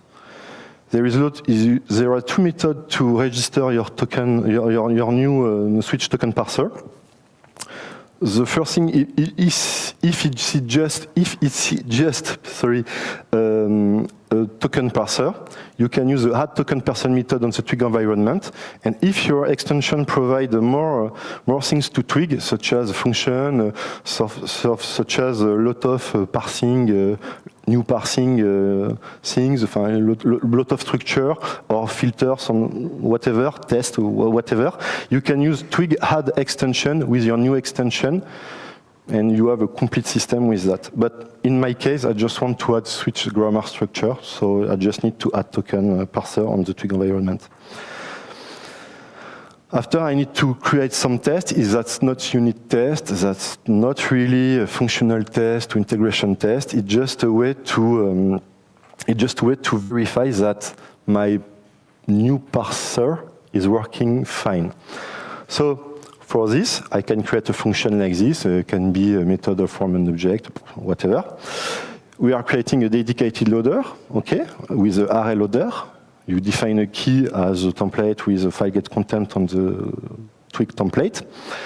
We instantiate a twig environment, and after we add our token parser. And with that, you can load your key from the loader, and you can iterate and render the template and check if display is correct or not. Okay? It seems maybe complicated, but in fact it's not so complicated to create something like that. It gives you really the power of enhanced twig instead of create some hack or delegate it to PHP through function or filter. Okay, it can be a very good solution if you want to give to your team or another developer, I don't know, more power and more knowledge on to produce templates. So my advice is very simple. There is no lot of resources about to know. There is a lot of resources on the internet, that's not the problem. But for me, just two links. You can read the documentation from Twig and dedicately the internals, which is very explained, better than me, I think. There is a lot of things very interesting inside this documentation, and you can read the default, the repository from GitHub. Okay, that's my advice. If you want to enhance your Twig practice, just read that and have fun with this type of things. That's all.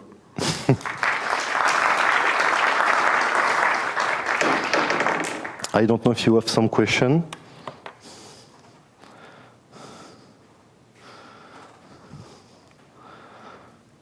No question? Perfect.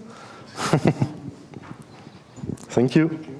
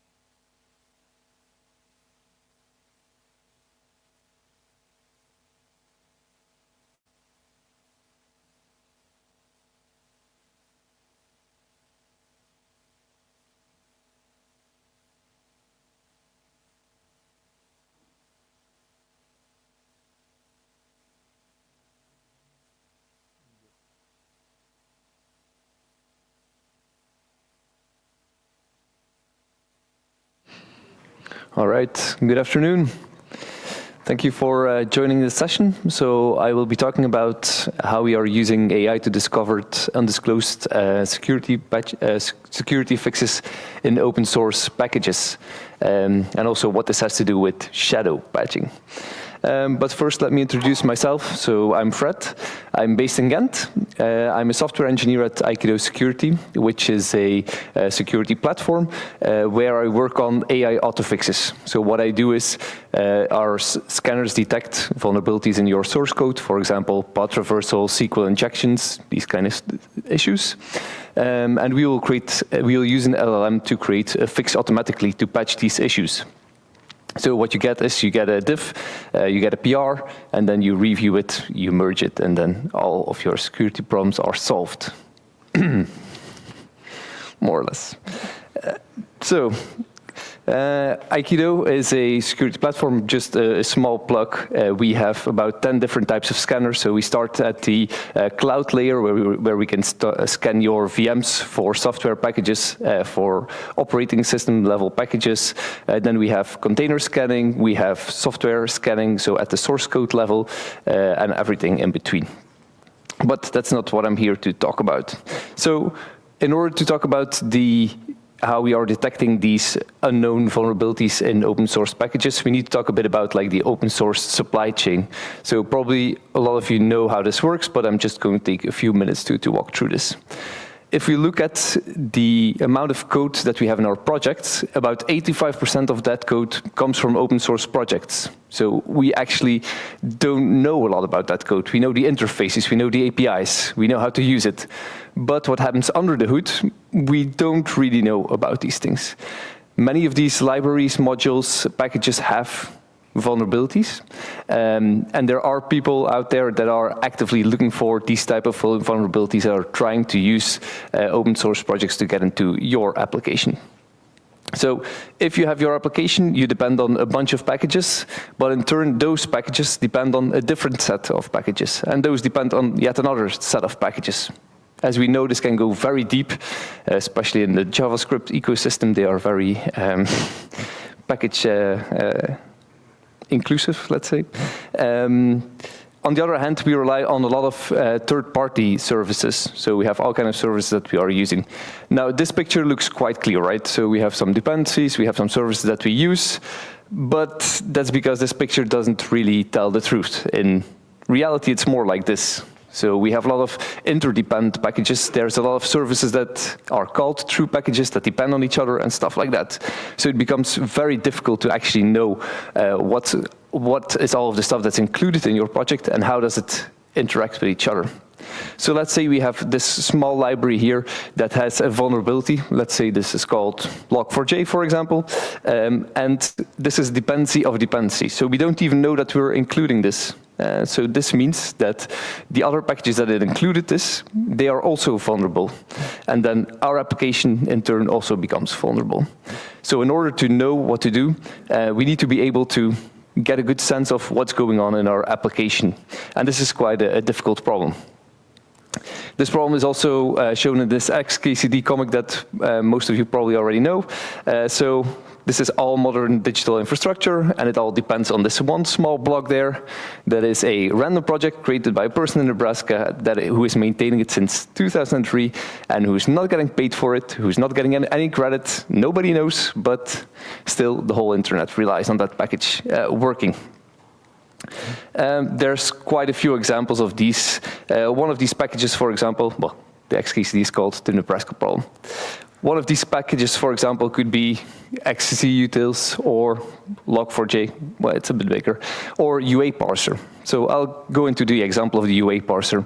So UA stands for user agent. This is a JavaScript library that allows you to parse the user agent. It will pull out which browser are using, which operating system, stuff like that. So it's a simple library, but it's not something that you would like to rewrite, of course.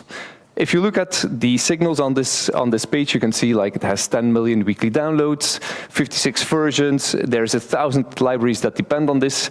This looks like a reliable library to use, right? It's very often used. There are companies called Google, Meta that also use this, so I can probably also include this in my project. Although we can see that there's one author, so we have Faisal Salman, who is maintaining this project. So it's one person that is actually responsible for this. So this package looks good, we're using it.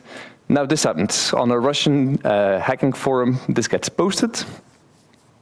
It is a message that says, for sale, an account on NPM.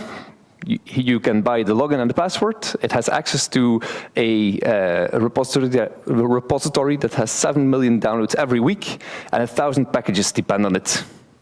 And then the ad is really good. It says, well, it's suitable for distributing installations, miners, or a botnet. So buyers took notice, and somebody bought these credentials. What happened next? Over the course of 6 months, they started releasing new versions. They added new features to the library. They maintained it. The library still looked healthy, so it was being updated with legitimate updates. So the hackers really did a good job trying to increase the sense of the library being good. And so, but then after 6 months, they said, okay, enough of this. Everybody's using our thing. They're updating it regularly because we're putting out a lot of new features. Now we put in this DLL that can execute on your machine, and it contains a crypto miner and a credential stealer. So people who were updating to the latest version, they got this installed on their machine, and they were getting, their credentials were also stolen. Now, we don't know what the actual story is here, so we don't know whether Faisal was like, I've had enough of this open source stuff, I'm selling it. Seems unlikely to me. I think it's more likely that that person got hacked, that his credentials were stolen, and that then were sold. Because, yeah, they could have been stolen with something like this. So how do we know about these things? So there is a central database that contains CVEs. These are common vulnerabilities and exploits.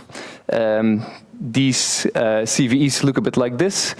So this is the CVE for the UA parser. You can see the affected version. So we have version 0729, 08, and 100 that are affected. And it also mentions the fixed versions. So a CVE tells you all of the information that you need to know about, like, is this library vulnerable, which was the version that are vulnerable, and where is it fixed? So if you look at CVEs, you will find these things. This is another CVE that might be familiar for some of you. Well, if you're ever been close to Java people, at least. So this is the CVE in log4j. This was a really bad one. So in log4j, they had an issue starting from one of the earliest versions of the project that was like 10 years old, something like that, where you could just insert a string that was very meticulously formatted, of course, and it would execute the code within that string. So this means if you have an API that's running on a Java service, all you had to do was try and put this particular string in all of the fields, see which of these fields was getting logged somewhere by log4j, and then it would execute your code on that machine. So perfect for getting access to somebody's network. At the time, I was working at New Relic. It's about 2 years ago, I think. And this was a really bad day. We had hundreds of services running Java, all having log4j. They all needed to be patched. This was a huge fire drill that went into the night, into the weekend to get things patched. And we didn't get to the last service like in 4 or 6 weeks, I think, and just because it was so widespread. And we were not alone. So if you look at statistics in December 2023, still 30% of the applications were vulnerable to this. All right, so cool. We have a CVE. So let's say we have, let's back up a bit. So somebody was looking at log4j, could be a developer of log4j, could be a security researcher or bounty hunter looking at the code and going like, ooh, this is weird. I think I can hack this. So what they did, they found the vulnerability, they disclosed it, created the CVE. This CVE then gets picked up by SCA tools. So this is software composition and analysis tools. What these tools do is they go through your application. They look at all of the packages that are being used, and they create a software bill of materials. This is just a list of all of the packages that get included by your application. And it's a transient list, right? So it's all of the packages that you use, but also the packages that are used by those packages and so on. So it's a complete bill of materials for your project. Then that bill of materials is checked against the CVE database to see if there's any versions of packages that are vulnerable. And then you get the output, which is a list of packages to update, because if you don't update them, then you can have remote code execution or bad reversal text or stuff like that. As you can see, the first step here is the disclosure of the vulnerability. So somebody finds a vulnerability and then they disclose it, they create a CVE for it. This is something that sometimes doesn't happen. So there's a thing called shadow patching, where people are like, okay, we have found something, we'll just create a patch for it, we'll release it, but we're not going through the hassle of creating a CVE. This means if the CVE is not in the database, tools will not pick it up, and you will not know that you're using a version that has a vulnerability in your software. So there are some reasons why people are not disclosing that. So it could be reputation concerns. So for example, as a developer, I don't want to admit that I made this mistake. Or it could be a reputation concern for your project, that, oh, this is really bad if this project has such vulnerabilities and I don't want to use it. Although I think it's better for your reputation to actually disclose it and patch it as soon as possible, to show like you care about security and you want to get it fixed. Another one could be a lack of resources. These projects are maintained by one particular person. They might not have the time or resources to actually go and create a report, submit it to the CV database, and so on. And the last one, which is also quite common, is the belief that this is fine. It's a minor issue. It's unlikely that anybody will ever exploit this, so let's just... It's okay, we'll just create a patch and... So this is what we want to do with Aikido Intel. This is our research project where we are trying to discover these vulnerabilities in open source projects that were shadow patched, and create a directory where you can find these as well. So at intel.aikido.dev you can find this. This is open source, so you can see the whole feed coming through and you can just use it in your projects. So how does it work? We have about 5 million open source packages that we continuously scan. We gather the release notes for these packages. So we look at the changelog, at the release notes.md, these kind of files, and then we identify vulnerabilities that were patched in these versions. We look them up into the CVE database to see were there CVEs reported for these patches or not.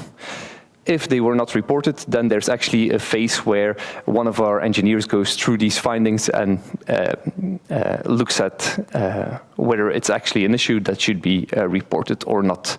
The tricky part here is, well, let me go through this first. So the sources that we have is, we have a list of 5 million most popular open source tools that we go through. We scrape all of that data and then we format it in a standard format. Then we use an LLM to identify vulnerabilities. We cross-check with the database and then a human verifies it. So why do we use LLMs for this? The language in those changelogs and the formats are very ambiguous. So different projects use different types of formats, and different log messages are, well, different changelog messages are easier to understand than others. So for example, I have 4 examples here. On the first one, it mentions XSS as exploit. So cross-site scripting exploit, it's just in the text. Easy, right? This is definitely something that should be flagged. The second one mentions unauthenticated data access. Well, still quite easy. Third one, redact tokens that are logged to the console. It doesn't mention that it's a secret that's getting logged. It's already a bit more ambiguous. And the last one is hard. So it's like, increase the default work factor of this algorithm to 1 million iterations. It doesn't mention security, it doesn't have any type of exploit in it. It does mention like this type of algorithm that's used to create tokens from passwords, and it shows that it's doing something to increase that. So it might have been not good before. So these are quite difficult to see, and that's where we have the LLM that tells us like, likely this is an issue, and then the human reviewer goes in and checks it. Before LLMs, it would not have been possible to do this for us. So we are a startup. We don't have the resources to put 100 people to go through all of the changelogs and to manually identify this. Now with LLMs, we get a filtered version, which contains a lot less entries, which makes it plausible for us to actually go through these things. We have chosen to work with just the foundational models that are out there. So we're using the GPT models for this particular project. The reason for that being is that there's continuous improvement to those models. If you use your own model, a smaller model that you fine-tune, for example, you're stuck with it, let's say. You have to continuously invest in it. You have to make upgrades yourself. While if you're using the foundational models, you can surf the wave, basically. You can see how these models improve, and you can just get all of the incremental improvements while the models are getting better. The initial investment is a lot lower as well. You can get started really easy by writing a prompt, testing it out, and iterating on it. And of course, these models keep getting faster and cheaper. So that's why we are not doing any custom model or fine-tuning or stuff like that, but we are really leveraging the LLMs. So when you're developing with LLMs, there's a few things that you need to keep in mind. So as I mentioned, we start with a prompt that is spitting out potential vulnerabilities from these changelogs. And over time, we need to tune this prompt, right? So we need to know, do we have a good signal-to-noise ratio? For example, in the beginning, we had a lot of false positive coming through, where the LLM would say, well, these are all possible vulnerabilities, and we had to sift through a lot of that stuff. What we did there is we started building benchmarks for it. So we started marking this data. So whenever one of these log lines comes in, we say, okay, this is actually a good one that we need to look at, or this is irrelevant. So we give it a thumbs up, thumbs down kind of a rating. And we did this for quite a lot of data. And then we can use that to fine-tune our prompt. So we change the prompt and we see how the score changes over time. This also allows us to plug in new models, basically. So if you plug in a new model, you can see how it does against the benchmark. So it's really important when you're developing these AI agents, these AI systems, that you have some kind of a benchmark that you're building out, where you know what the answer should be, so that you can validate what changes in prompts, changes in models are doing to your performance. I think this is something where we see a lot of AI development going on, and I have the impression that a lot of people are just, I'm writing a prompt and it works, and they're assuming that that will always be the case. What we have seen over time is that models improve over time, but they also behave differently over time. So it's not because you switch from a model that was released last year to a model that's released this year that you're getting better performance. It could be that your prompt is really tuned towards the older model and does not perform well on the newer model. And that's where you really need to have benchmarks to make sure that you can track, like, how are we doing. For us, that's really important to get a good signal-to-noise ratio and to get an amount of issues that we can actually filter through and get good results out of. So talking about results, in 2024, we released this in January. We found 550 vulnerabilities that were not disclosed before. So about 56 of those were critical severity. So this means these were things that people shadow patched in their project. They just released it and said, okay, this is fine. To give you some examples, some interesting findings. So Axios is a promise-based HTTP client for the browser and for Node. This one has a prototype pollution that can happen. This is not a small project, so it has 56 million downloads every week. And there is no CV for this. So you should know that you should not use this particular version, that you should use the next version. Another one in the Apache Apache eCharts, 1 million weekly downloads. This is a less critical vulnerability, but it's cross-site scripting, so it's also one that was not detected. And then we have one in Laravel Composer, where it has 2 million installs, for a path reversal attack, path reversal vulnerability that was not disclosed. So if you go to intel.aikido.dev, you can actually see this. You can search for the packages that you're using. You can see the vulnerabilities that are coming up. You can also, of course, use Aikido, which has an SCA that uses this feed as well as the other CVE databases. Where are we going next with this? Up next is malware detection. So what we're doing there is we're using traditional scanners to discover malware, potential malware, and then we use LLMs to triage the results. So here it's a bit the same concept as before. If you do this on a large set of open source projects, you will find 50,000 hits every week, something like that. So it's impossible just to go through all of these. So we're using LLMs to filter down again. So the concept there is the same thing as before. So we scrape all of this data from public registries. Then we use traditional tools to scan. So for example, Phylum or an OpenGrep. We then use an LLM to make sure that it's in the right format. And we ask the LLM to assess whether something is malware or not. So these detectors will do things like, I'm seeing something that is, for example, base 64 decoded, base 64 encoded in your software, or something that's zipped inside of the software. It's very suspicious because somebody might be hiding something in there. So we are building tools that actually decode these things, that unzip it, that look inside to see what's actually being put in there. And then the LLM will validate whether that's a malware, malicious finding or not. And then, of course, the last step again is human validation, where we check the results from the LLM to see what's actually up. So the early results, so we have been running this since the beginning of the year, I believe. We now have found 611 malicious projects in March 2025.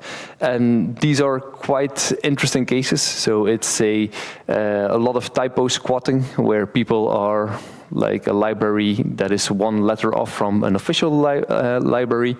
They include the original software, but they also include their crypto miner. So we do find a lot of those, and we flag them directly. So we benchmark this against the OpenSSF, and they found 165 of these packages. So we are scanning a broader range, and we are finding more true positives as well. And that's it. That's all I had for today.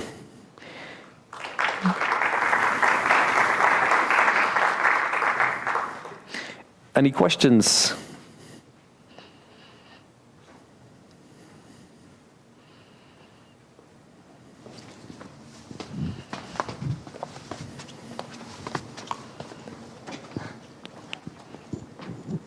So when you find these, do you go back to the projects and encourage them to file CVE, or are you now basically the only source of record for these findings?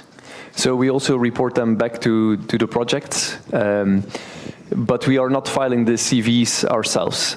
So we don't have the authority to file the CVs, but we do report the owners that we have found this and that we are putting it into our database. Yesterday, a news article is released that the CVE database is going down this week. Does that impact your organization? That's a very good question. Funding today. Yes. Yesterday, yeah, by the Dutch stuff. Yeah, so Dutch cut the funding for Meter, I think it's called. But there's another government agency that is picking up the project. So, but they might be next on the chopping block. That part, I don't know. But for now, the project is saved. Okay.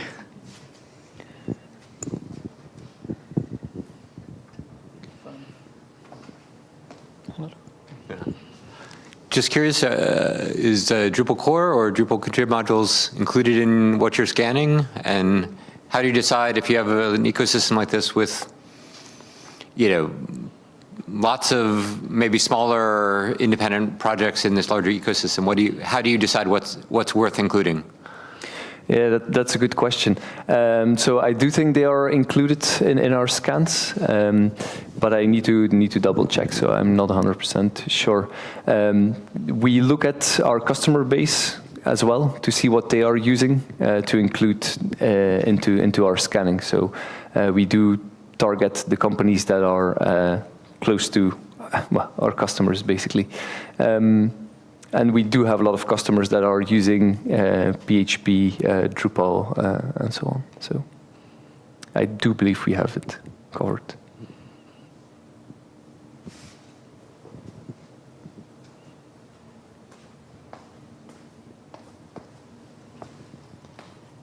That's it, I guess. All right, I think that's it. Thank you very much.